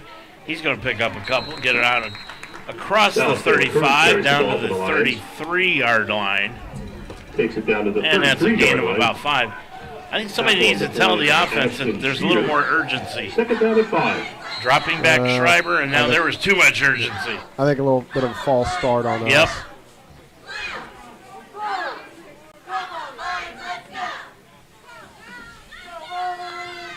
And False start. Offense. Number 71. 5-yard penalty. Doesn't get down.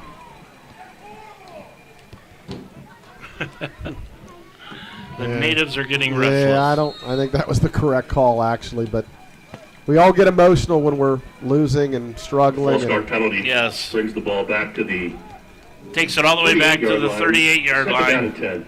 Second and 10. De La Cruz now moves in motion out of the backfield to the near side. Dropping back Schreiber. Schreiber steps up. Got him. Throws it. He's got a man that's Hunkus, and he overthrew him. Again, Hunkus was wide open. just Jackson Schreiber's one of those pass days. intended for Michael Hunkus is incomplete. When everything's going good, those passes are complete, Coverage on the play by but Kane just Powell one of Smith. those days. Yeah, Schreiber just has not been on target. Third down and 16 10 of from the 27 38-yard line. on the day. 157 yards.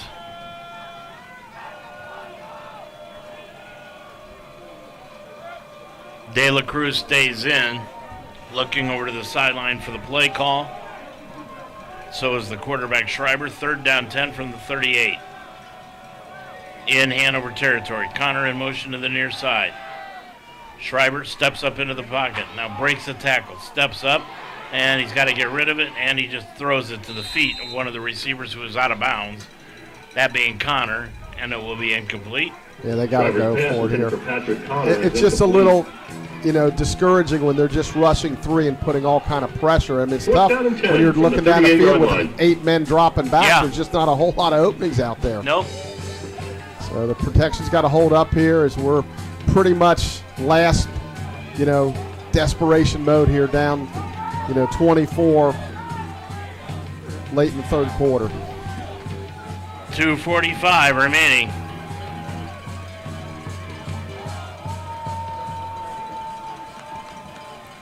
Coming out of the backfield, De La Cruz dropping back is the quarterback Schreiber. Rolls out to his left, squares the shoulders, throws it into the end zone. Yep. He's looking for a man, and it's going to be intercepted.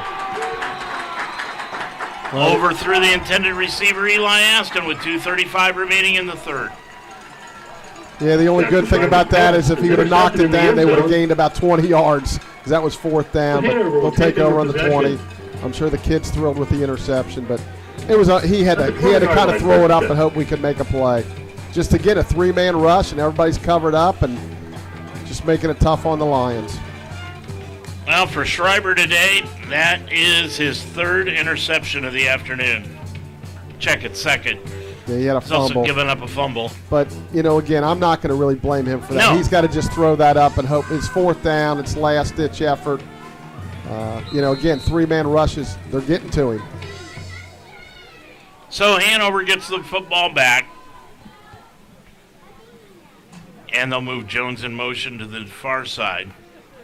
Dropping back is the quarterback Raudebusch. He's going to throw it deep. Boy, a lot of miscommunication there. Wanted to go to Shelby, I believe, but Shelby Second and 10 from the 20. ran the route and cut it off. Right. Yeah, they're going for the throat here, trying to hit a big play here, just like they did a while back, deep in their own territory.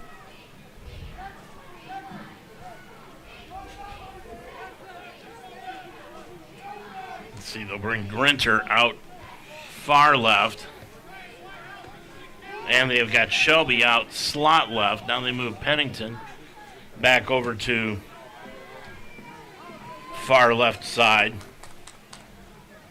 And now the tight end, one of the tight ends that they've got, Scotty Johnson, lines up tight end left. Handoff goes up the middle to Dunning, and Dunning takes it across the 20 out to the 21-yard line. It'll bring a third down for long nine.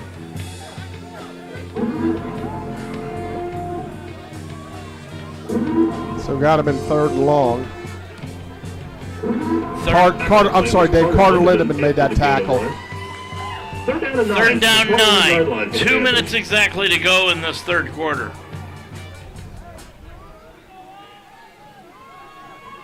Raudebush leads the team up to the line of scrimmage. Parked out of the shotgun, drops straight back. Now rolls out to the left, looks upfield, trying to square his shoulders. He's just going to tuck it and run it, and he's going to be run out of bounds near the 30. They got it. They'll say 32, and he did get the first down. Yeah, we talked a little bit before the game how his legs, very valuable running for those first downs. His rushing statistics don't look great because they count sacks, his rushes. So he does a nice job on third and long to pick it up. That as quarterbacks that are mobile like that, it's just so key. 1:20 left to go, third quarter. Extend drives and just makes it tough. Good player. He has done that today. Yep. Battle of the juniors, and he has definitely won this one. First down 10 from the 33-yard line. Dropping straight back, Raudebush throws a screen into the middle. It is complete and dropped right at the 35-yard line. Ian Raudebush's screen pass is complete. Carter Lindemann in on the tackle. Lions had a blitz. Luke Paff came up the middle, got picked up, and they still got 5 out of it. So that'll bring up second down 5. Second down and 5 for the Panthers. Under 35 seconds to go, third quarter. Been a fast and furious moving third quarter. Shelby comes out slot left, and Grinter is wide left. Now Shelby will move in motion to the far side, tight end right. Dropping back is the quarterback, and he throws it over the middle, complete again to Johnson. Johnson gets upended right at the sticks at the 43-yard line, and it's another first down. Yeah, Brady Pierce made the tackle, but he made the first down. So I guess Brady's helmet came off. He'll have to come out for a play. So that's going to be the quarter, Dave. I think they're going to let it run out. Looks like that's what they're going to do, and they are. We're at the end of 3 from Schuler Field. It's now Hanover 38 and the Lions 14 here on UltimateSportsTalk.com and YouTube. Official Investigations and Security Services in Cincinnati is your official provider of investigative, surveillance, and process servicing, uniformed, armed, and unarmed security services, executive protection, and bodyguard services. Official Investigation and Security Services is not only licensed in the tri-state area, but also Georgia, Tennessee, Michigan, West Virginia, and Texas.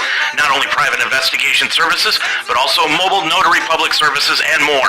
Call Official Investigation and Security Services in Cincinnati, 844-263-3424.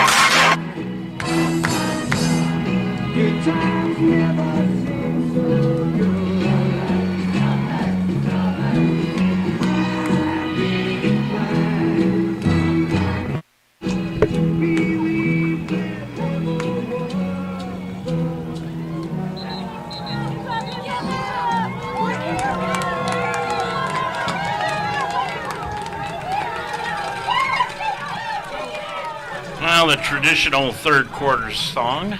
Yeah, Sweet Caroline. Yeah, it's not too sweet today, but the great Neil Diamond on that song. There's a movie coming out with Hugh Jackman, and I believe it's Goldie Hawn's daughter. I can't remember her name right now, but they've got linemen clear out to the left-hand side, and now they're going to throw a flare pass out behind those linemen. It's complete to Shelby, and Shelby is going to take it to the 20, 15, 10, 5 touchdown. Holy cow! Yeah, I'm sure that's something they haven't shown all year. Saved it just for today, and boy, that's the exclamation point right there. They put 3 linemen, 4 possibly, out on the far side on the line of scrimmage, and 1 receiver behind him, and he takes it in for the touchdown. 14:49 left to go. As the late, great Skip Carey would say, you now have my permission to walk the dog. 44-14, and Hearn puts that one up, and it is good. Point after attempt is up and We'll good. just keep it right here for the time being. We just had a 49 seconds timeout. remaining in the game. It's Hanover 45 and Mount St. Well, Joseph this is 14. very humbling, clearly, for the Lions. Hanover's been really, really good, so we'll see how they respond.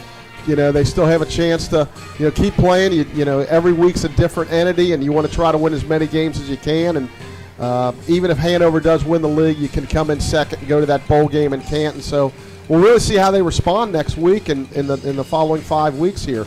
Do they pack it in knowing that they probably can't win the league, or do they say, hey, every game's different, we're going to play hard, and we're going to try to win every game? And the hope would be the latter. I'm being told right now that Kate Hudson is the one with Hugh Jackman, and the movie is called Song Sung Blue. Oh, okay, yeah. Great Neil Diamond song. Thank you, Greg Mitchell. I think she was, it's the daughter of Goldie Hawn, and then the father is Kurt, what's the guy that played Miracle? No, not him. He's not. Oh, that's not his. No, okay. that's not his. Okay. Because I know they've been together for a long time. Never got married, but they've been together for a long time. Yep. They asked him one time, see we're talking about anything but, and another blue kick, and it's going to be taken in by Novak at the 20, dropped it, picked it up, cuts to the left to the 25, and he's run out of bounds at the 30. That's where the Lions will start. Kurt Russell, right? Kurt Russell. Yeah, he was great in Miracle. And he said one time, what's the secret of staying married to Gold, or staying with Goldie Hawn for so long? Goldie Hawn. There you go. Yep. There's true love for you. I remember when I was a kid, she was on Laughing, for all you old-timers out there. Yes. We're both old-timers. Old-timers, yes. Dropping back Schreiber. Schreiber looks over the middle. Can't find anyone. Now he does over the middle. Ooh, and it's caught by flag, Connor. Yeah. That'll be a flag. It'll probably be targeting. Yep. I don't know about that one, Chuck. I mean, I understand the viciousness of the hit. Maybe hitting a defenseless player, but I'm not going to say that's targeting. And there is a penalty flag. Well, they're going to You need to look at that it. on if you can, see the replay on that one if we get a chance to. But I thought he hit him right in the numbers. It just looked vicious. It sure did. So they're discussing it. Wow, I mean, it was a hit. Chuck's going to take a look at it on the replay here as the officials continue to talk about it, and let's see what they say about it. Well, it comes awful fast. And personal foul, targeting, defense, number 38, 15-yard penalty, automatic first down. It's hard to tell. You'd have to super slow it down. It's tough for these guys, and typically, if there's any doubt, they're going to go with the call. Yeah. You watch the NFL game, sometimes they don't even hit them very hard, but it looks vicious, so they're just going to go with the call. And I understand. Yeah, I do too. I absolutely understand it. I get it, but I'm just not sure. Oh, here's another flag, and that's going to be against the bench. Probably unsportsmanlike conduct against the Hanover bench would be my guess. In Panthers territory at the 48-yard. So let's see. This is going to be against the bench. Yep. My guess is probably the head coach, Matt Theobald. After the play was over, unsportsmanlike conduct, Hanover's bench, 15 yards. And typically, on the football field, they allow coaches to, say a lot because the audience can't hear and stuff, but I guess he just overstepped the line. So that'll take it all the way down to the 33-yard line. Again, without seeing it, I understand the call, but I'm just not sure it was targeting. I think they call that way too much, but it was a vicious hit. I can understand the defenseless receiver. Yeah, I've watched it multiple times, and unless I slow it down, it happens so fast. Yeah. So it's first down 10 for the Lions at the 32. Dropping back Schreiber, looks to his right, now goes to his left. He's got Hunkus again. Hunkus, did he catch it that time? He did. He did. Touchdown, Lions. So I would think you would go for 2 here, but he's going to go for 1 because you're down if you do the math. Well, you get the 45-21, you're down 24, so you could kick at this time. On the point after attempt, Dallas Taylor Cruz will snap. I don't know. We're not going to get the ball back many times. So Spencer will come in to kick the extra point. Max, right-footed kicker, puts that one up, and it is good. Good hold there. Good hold. 14:26 remaining to go in this ball game, and it's now Hanover 45 and the Mount 21. Repairing a sewer line in your front yard can be costly and unsightly. Say goodbye to excavations and unsightly nuances in your front yard by calling Neiman Plumbing for all your sewer repair needs. Neiman Plumbing can repair your sewer line by using their trenchless, no-dig sewer repair.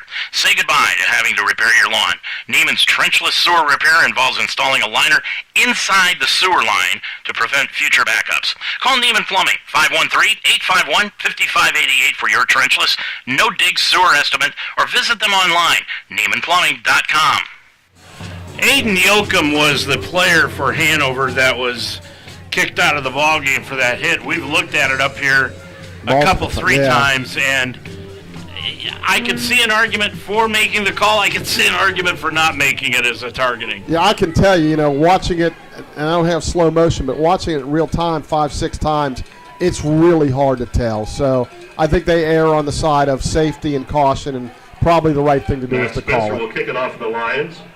14:26 left to go, and let's see. Spencer's going to kick it off. Lions are down 45-21. It's going to be a deep end-over-end kickoff. It's going to be taken in by Hanover at the goal line. Takes it out to the 20-yard line and dropped it right there. Rexroth takes it out to the 20. Yeah, they ran into his own guy, and he actually slowed himself up there by running to his own guy. We were able to make the tackle. So, again, that goal of inside the 25, that time we were able to accomplish that. By Miles Harding. Well, around the 21-yard line. It's got to be 3 and out. For the Hanover Panthers. Yeah, I don't know that we've had many 3 and outs today. I can't really remember. Maybe the first drive. First drive, maybe. Yeah. But it's got to be 3 and out. That's all it can be. If Hanover goes on one of these time-consuming drives, this thing is over. 45-21 your score. Raudebusch, who is 17 of 23 passing for just shy of 300 yards. He's in the backfield with Blake Nation. Handoff goes to Nation, and Nation gets upended right at the line of scrimmage, no gain. While we've got a minute here, I want to turn my attention to a lady that has got a birthday tomorrow. My mother has got a birthday tomorrow. I won't tell you how old she is, but she doesn't look her age. Happy birthday, Mom. Happy birthday. Tackle on the play for the Lions, Camden Fuller. 13:47 left to go.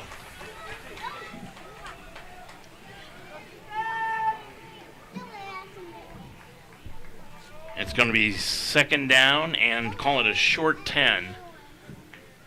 Dropping back is Raudebusch. Look to his left, now to his right, now back to his left, now rolls out to his left, looks upfield, stops, can't find anyone. He's going to get hit, got away from somebody. Now he's got some green, slides down at the 20-yard line, and he's got a first down. Yeah, great play by Raudebusch there. Looks like he's sliding into second base. He also plays baseball. And, boy, just couldn't get to him. No other way around it. Yep. Could not do it. Does a great job back there avoiding the rush and moving around and getting up to where it's third and manageable. Boy, when you put him side by side with the other junior quarterback, Schreiber, Raudebusch has played very well today. He has. Now they're going to have massive movement on the line. Third down, 2 yards to go. He didn't get the first down. Handoff goes off the left-hand side. That's to Dunning. Dunning is close to a first down. He's going to get it. Boy, they were moving the sticks before the guy ever spotted the ball. They were. To be fair to Jackson, you say the quarterback comparison. Clearly, Raudebusch has played really well, but I think he's had the better team today, too. So Jackson's been under constant pressure and having to make plays, running for his life. No running game back there at all. So to be fair, I think that, Raudebusch has played well, and he's outplayed him, but he's had the better team. Absolutely. They They came in here ready to play, Chuck. They did. They came off the bus ready to play. They believed. You could tell Yes. they believed. I think the win at Alma did a ton for their confidence. First down 10. Ball at the 30-yard line. Handoff goes around the right-hand side. Dunning's going to get hit, and he's going to be dropped across the 35. Tell you what, that offensive line, Chuck, pushed the Lions' defensive line back 5 yards. He wasn't even touched until he got to the 35. Yeah, I know our guys are probably dead tired. I know they're trying to rotate defensive linemen in and out because they've been on the field for a lot of plays and a lot of minutes. Dunning just to the left of the quarterback, Rodebush. Second down, call it 3 yards to go with 11-10 remaining in the ball game. Rodebush slaps his hands, takes the snap, looks out into the flat, can't find anyone. Now he's going to tuck it under, run it himself. He's got a first down across the 40 out to the 44-yard line. Ian Rodebush carries. Yeah, he's done that multiple times. Just tuck it and run and get that first down. Excellent quarterback, excellent athlete, and again, he's been outstanding today. Yep. First and 10, and like we said, we could not handle a long time consuming drive by Hanover, and that's exactly what they were bringing to the field. Well, they're going to be a handful not only the rest of this year for the HCAC, but for the next couple of years with all the underclassmen they have. I don't think they get beat. I don't think so either, to be honest with you. Yep. I mean, anything can happen. You line it up, you never know, but I'm with you. That's why I felt today's game was for the championship. The only team that can beat them, in my opinion, a handoff goes off the right-hand side to Dunning, and he is hit right at the line and dropped right there. Check at that is Josh Williams from Madison, Alabama. I think the only team that can beat Hanover is Hanover. That's a good point. I think they'd have to beat themselves. They'd have to turn it over 3 or 4 times and play poorly. I don't think if they play anywhere close to this, I don't see them losing. Franklin, I think, is the only team on their schedule now that can beat them. Yeah, that's the last game of the year, big rivalry. I don't know where the game's at this year, but I don't see them losing. Well, we'll take a look, and I'll answer that question for you here very quickly. That is at home. Okay. They play them at home this year. Dropping back is Rodebush, skips a tackle, now cuts it upfield, up the sideline, tucked it under, and he stepped out of bounds behind the line of scrimmage, so it'll technically go down as a sack, and he lost about a half a yard. Yeah, we almost got him for about an 8 or 9 yard loss, but again, scrambled out of there and did take a 1 yard loss. So third and about 11 or 12 here. You know, even if you hold Hanover scoreless, it's going to take 3 scores to win this football game, or at least bring it into a tie. And I don't think we're going to get the ball back in 3 times. It's going to be tough. It's going to be tough. Third down, 12 yards to go. Again, this has not been our stellar moment in third down. Hanover 6 of 11 on third downs.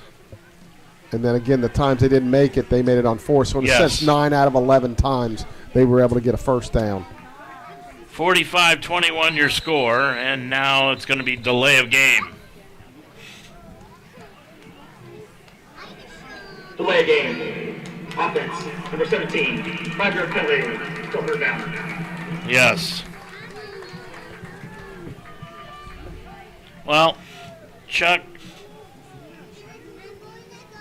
With the 5-yard penalty, the ball is moved I just got a text. Where it'll be third down and 17. It's third down 17.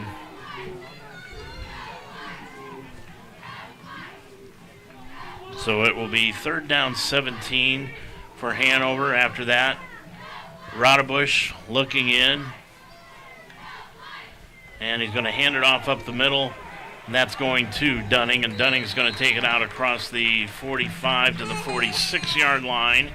Gain of about 9 on the play. And again, big push by that offensive line by Hanover. Yeah, I would think they would punt it away here, but yep. I think here comes the punting unit. And the punting unit will come in. I think this is just their maybe second punt of the day. Well, I just got a text from my mother saying, thanks for the birthday wish. Evidently, you didn't get my message that I'm not having any more birthdays. Number 43. Anyway, happy birthday, Mom. Back deep to receive. 7:53 left to go in this ball game. And now Hanover will punt the football, and this is just their second punt of the day. The first was 51 yards, and this one's going to take a mount bounce. It'll bounce backwards at the 22. Now it'll spin and go forward to the 21. 7:34 remaining. Punt roll's dead. At the 21-yard 45-21 your score. Rest of the Lions will take over. 1st and 10. Hanover on top of it.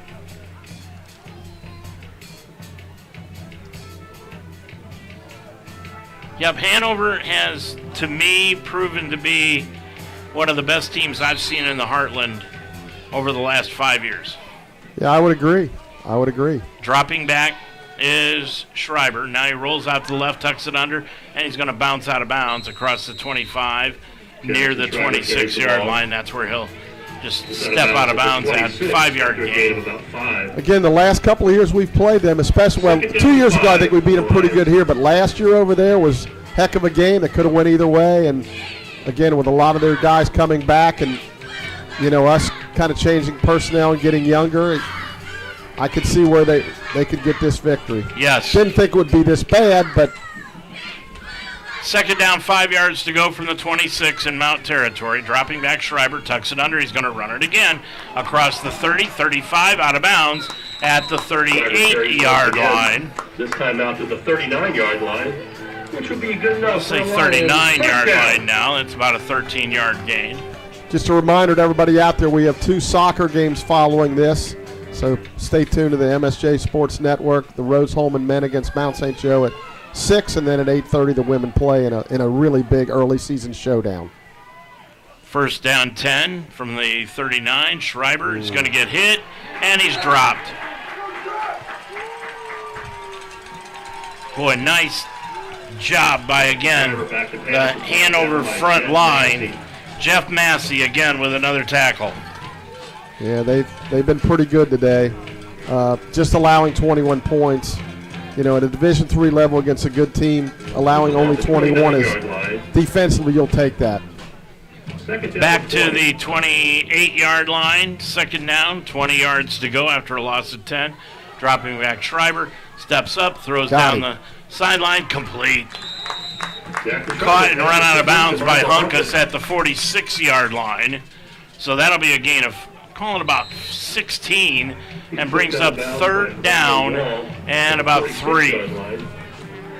Clock continues to run, 5:45 left. Connor and Hunkus out here to the left-hand side. Aston and Pittman are out to the right-hand side.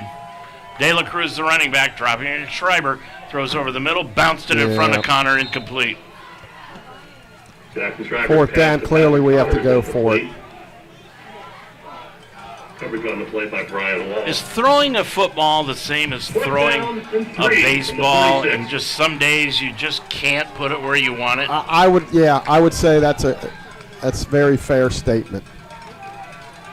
Have you ever found out what the reasoning is for why you couldn't put it where you wanted it on a certain day?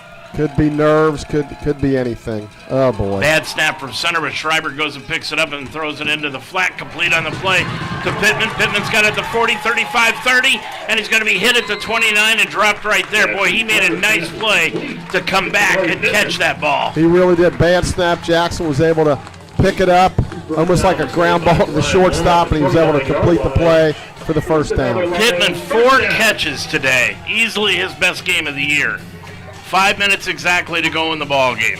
Lions down 45-21. Schreiber steps up into the pocket. Now has to roll to his right, and he got hit and dropped again. Hanover's starting to pile up the sacks. Josiah Smith picking up the sack. On the play by Jose Smith. They have just, I'll tell you, they are so young. 10 yards on the play. You look at their defensive line, junior, sophomore, 2 seniors, but on the backups, they've got junior, sophomore, junior. Yeah, as I said earlier, they're going to be a handful the next couple of years. Second down, 16, dropping back Schreiber. Now he'll roll to the left, heavy rush again. He's going to tuck it under, 35-30, and he steps out of bounds inside the 30 at the 27-yard line. Another gain of 10. 27-yard line. And that makes it 3rd down and 8. His numbers are not going to be spectacular, but he's really, really played hard and did everything he could to help us. Just didn't get the protection a lot. And, just one of them things that Hanover's been winning the battle up front. 4:10 remaining. 3rd down, 8 yards to go for the Lions at the 27 of Hanover. Dropping back, empty backfield. Schreiber steps out, and now he gets hit behind the line and dropped right at the 30. That'll be another sack by Jeff Massey. Jack Schreiber tripped up on the play by Jeff Massey. Jeez.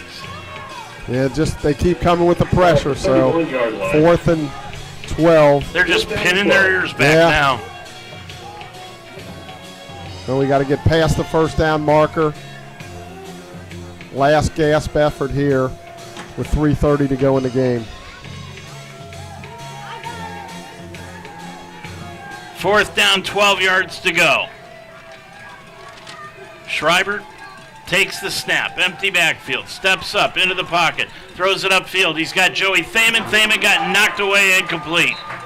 Yeah, he had him there for a second, but he was triple covered, and they were able to knock it away, so Hanover will take over on downs. Chuck, there are times defensively Hanover looks like they've got 15 guys on the field. Yeah, they've done a nice job on defense. We've had some success, but, again, you hold a team to 21, you'll take your chances.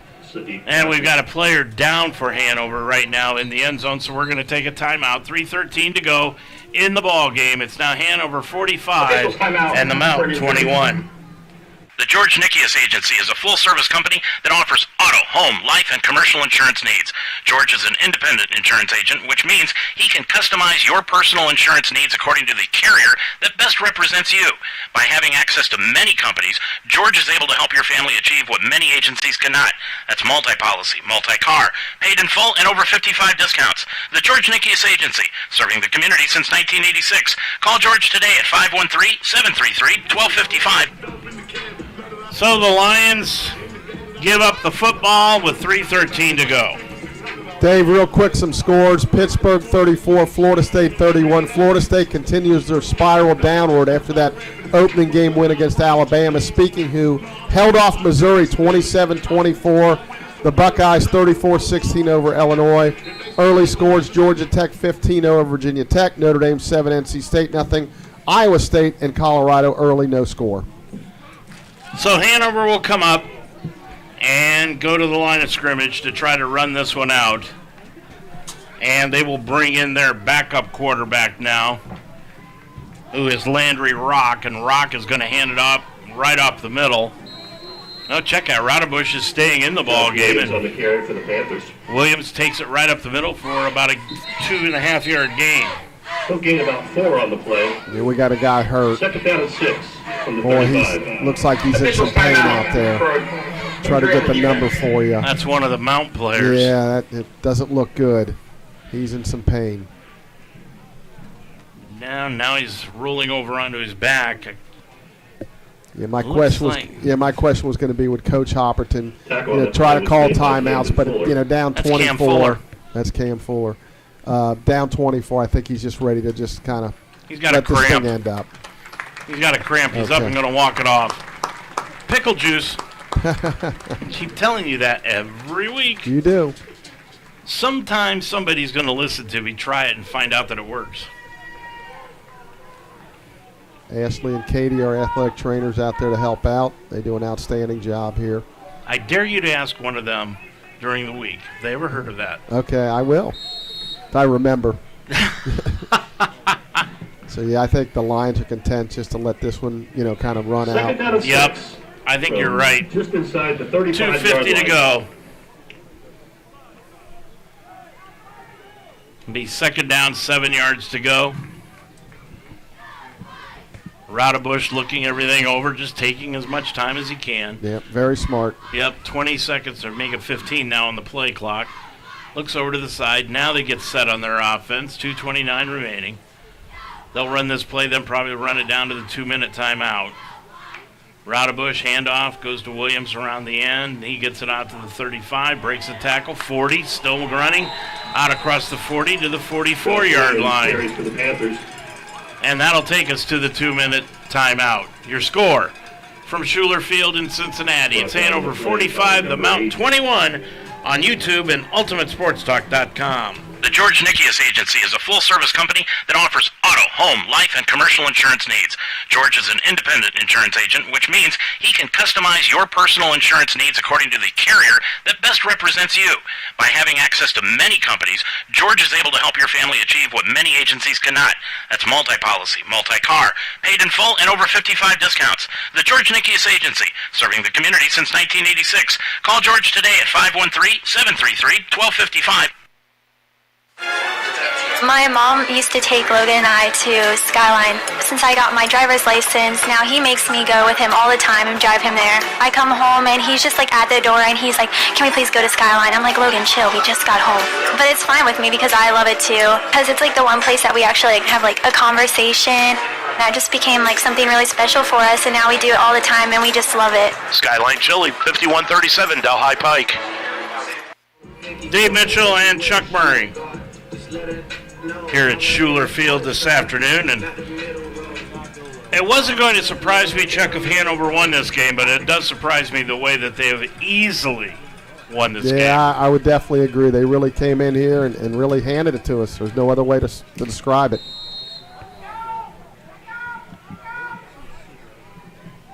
Two minutes to go in the ball game after the 2-minute timeout, and like Hanover hands it off the left-hand side, and off that left-hand side is Trenton Kale.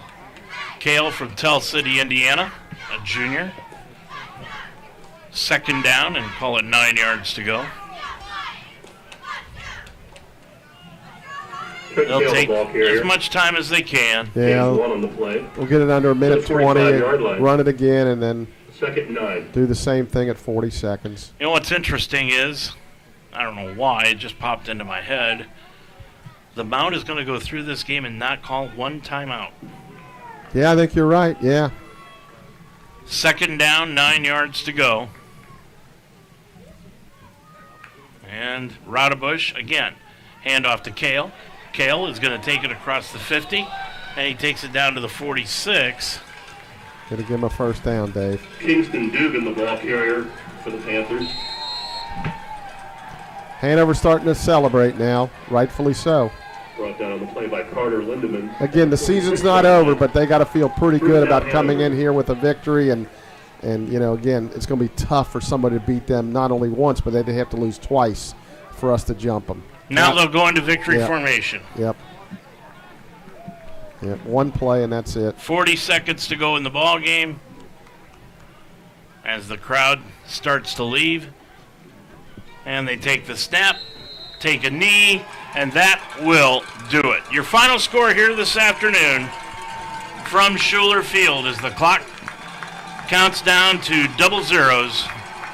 Hanover 45, the Mount 21 here at Schuler Field. I'm Dave Mitchell with Chuck Murray. We'll be back to wrap things up from Schuler Field after this timeout. Are you tired of diets? We are too. That's why at LIT Wellness Solutions, we focus on a non-diet approach to eating and health. A proven approach that promotes a healthier relationship with food and improves overall well-being. If that sounds like an approach you can get behind, visit us at www.litwellnesssolutions.com to learn more and see how you can connect using your insurance with little to no copay. Let us help you ignite the change within. Think better, feel better, be better. At Iron Sharpens Iron, 5229 Montgomery Road in Cincinnati, train with passion and purpose. Be challenged by the 3 core principles: strength, core, and cardio. Make yourself better mentally and physically. Iron Sharpens Iron provides a fun and effective fitness training that you'll love. Try one of their 6 different programs: the Iron Circuit, Early Burn, Thrive, the Good Fight, Trinity, and Super Saturday. Ready for a better gym experience? Get to Iron Sharpens Iron today, 5229 Montgomery Road in Cincinnati. We're back at Skyline to see what it is that makes people feel so good. Why do you like coming to Skyline? The staff is nice, just everybody's smiling and makes me feel good. If I order the cheese conies, the chili gets into the bread, the bun itself. They're heaven. I like to sit there and watch you make it. It's always hot, fresh, served quick. You know it's always going to be perfect. You know it's always going to taste great. Everyone's inviting. They sit you down with crackers, and you just feel like you're meant to be here. Feeling good. It's Skyline time. Skyline Chili, 5137 Delhi Pike.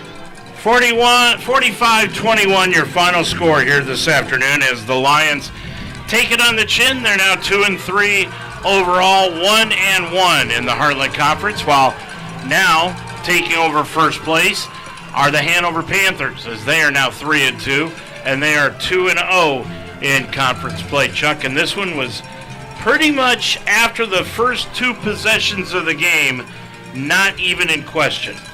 Yeah, they took it to us. There's no question about it as they celebrate in front of their fans, down in the north zone of Schuler Field. It really, they made a couple fourth down conversions. I thought really if there was any chance for the Lions, they had to stop them there. Could not stop them. Credit to Hanover. They made the plays when they had to, and really it became, pretty much a no-doubter. Yeah, I mean, when you look at the way Raudebusch played today, and we discussed this before the game, who is the better quarterback? Raudebusch today proved that for today, he is the better quarterback. 17 of 23 passing, 281 yards. He had 3 touchdowns, sacked twice, one completion he had for 57 yards in the game. He also ran 13 times for 47 yards in the contest. Yeah, he played outstanding. Like I said, I'm not going to say, hey, he's way better than Jack. He had a good game, but I think he had the better team today. I said that earlier, and now we'll see how the Lions respond. Can't do nothing about this when it's in the can. You got to watch the film and learn from it, and try to win out. But there's Bluffton's improved, Franklin's improved. We saw how much Anderson improved last week. Bluffton's improved, so there's no gimmies the rest of the year. So. They can go either, two different directions. They can go forward and still salvage this season, or they can just kind of say, hey, it's over, and kind of go backwards. So that's on the coaching staff and the players to decide how they want this thing to finish out. What do you take from this game, Chuck, if you're the Mountain? Well, I think you found out that, Hanover is arrived. They're young, so they're going to be a lot of guys here to be back. But I just think we got to find a way to run the football better, and, offensive and defensive lines just are not winning these battles against the better teams. And, that's going back to work. And, that's all you can do. 45-21, your final score here today. Chuck and I will be back to wrap it up right after this final timeout. Changing lives is what great teachers do. And as I saw more students struggling to read, I looked to Mount St. Joseph University for help. The Mount is a national leader in reading science with highly effective research-based methods. Their faculty equipped me to teach students with a range of learning differences, and I was able to make an immediate impact in the classroom. The Mount's fully online reading science program helped me climb higher in my career, but more importantly, is improving the lives of my students. Begin your ascent at msj.edu/read. Well, Chuck, as we head into the week for Bluffton, any final thoughts about this game? No, I think I've said it all. It's time to, really get tough here and say, hey, we got handed it to us today, but tomorrow's another day and next week's another week. And, play with pride. And, we can play better than this. But, again, credit to Hanover. They came in and did what they needed to do. And I think I made this comment earlier. I think when they beat Alma early in the year on the road, I think that really sent them and their team a message like, hey, we've arrived. We can beat these teams in our league if we can beat Alma. And, they clearly beat us up today. I think you're right. I think that did a lot for their confidence, like you have said, all day long. And that's something that we have needed to have the Mount do during the past 2 or 3 years, is win one of those games we've even talked about. You learn a lot when you win those games, and I think Hanover learned a lot beating Alma. Yeah, there's no question. They played center tough on the road. Played Butler, one double, whatever their division is, but he lost them in a close game. So they've, right now they're the class of the league. Again, they could stumble along the way. I doubt it, but, every Saturday's different. You never know which team's going to show up. But, again, looking at our situation, we got to put this behind us, and we got to figure some things out. And they got to go back to the drawing board, watch the film, and see, make the corrections. And, unfortunately, we don't get to play them again down the road in the NFL. In your division, you play everybody twice. Unfortunately, that's not going to happen. We'll see you next week. All right, look forward to it. That's going to do it for us tonight. Don't forget, next week we'll be at Bluffton. We'll be on the air at 12:30 with the rewind, 1 o'clock with the pregame, and 1:30 with the kickoff from Bluffton up in Northwest Ohio. Our thanks to Melanie Wagner for being the athletic director and giving us permission to broadcast these games, along with Dr. Williams, who is always off to our left-hand side when we broadcast these games at home. Blake Watson, our sports information director, to all of our sponsors. My thanks to Chuck once again. But most of all, our thanks go out to you for listening here this afternoon. Once again, your final score here today from Schuler Field. It was Hanover 45, the Mount 21. Have a good weekend, everybody.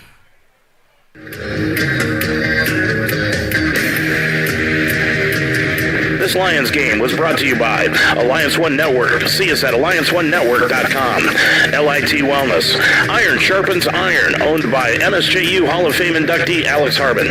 Official investigators and security systems. The Wishbone Tavern. Neiman Plumbing. Scott Lawson of BSN Sports. On-time personnel in Blue Ash. Skyline Chili on Delhi Avenue. The George Nikias Insurance Agency. And by the Mount St. Joseph University. Join us next time for another Mount St. Joseph University athletic event. This has been a special presentation of UltimateSportsTalk.com.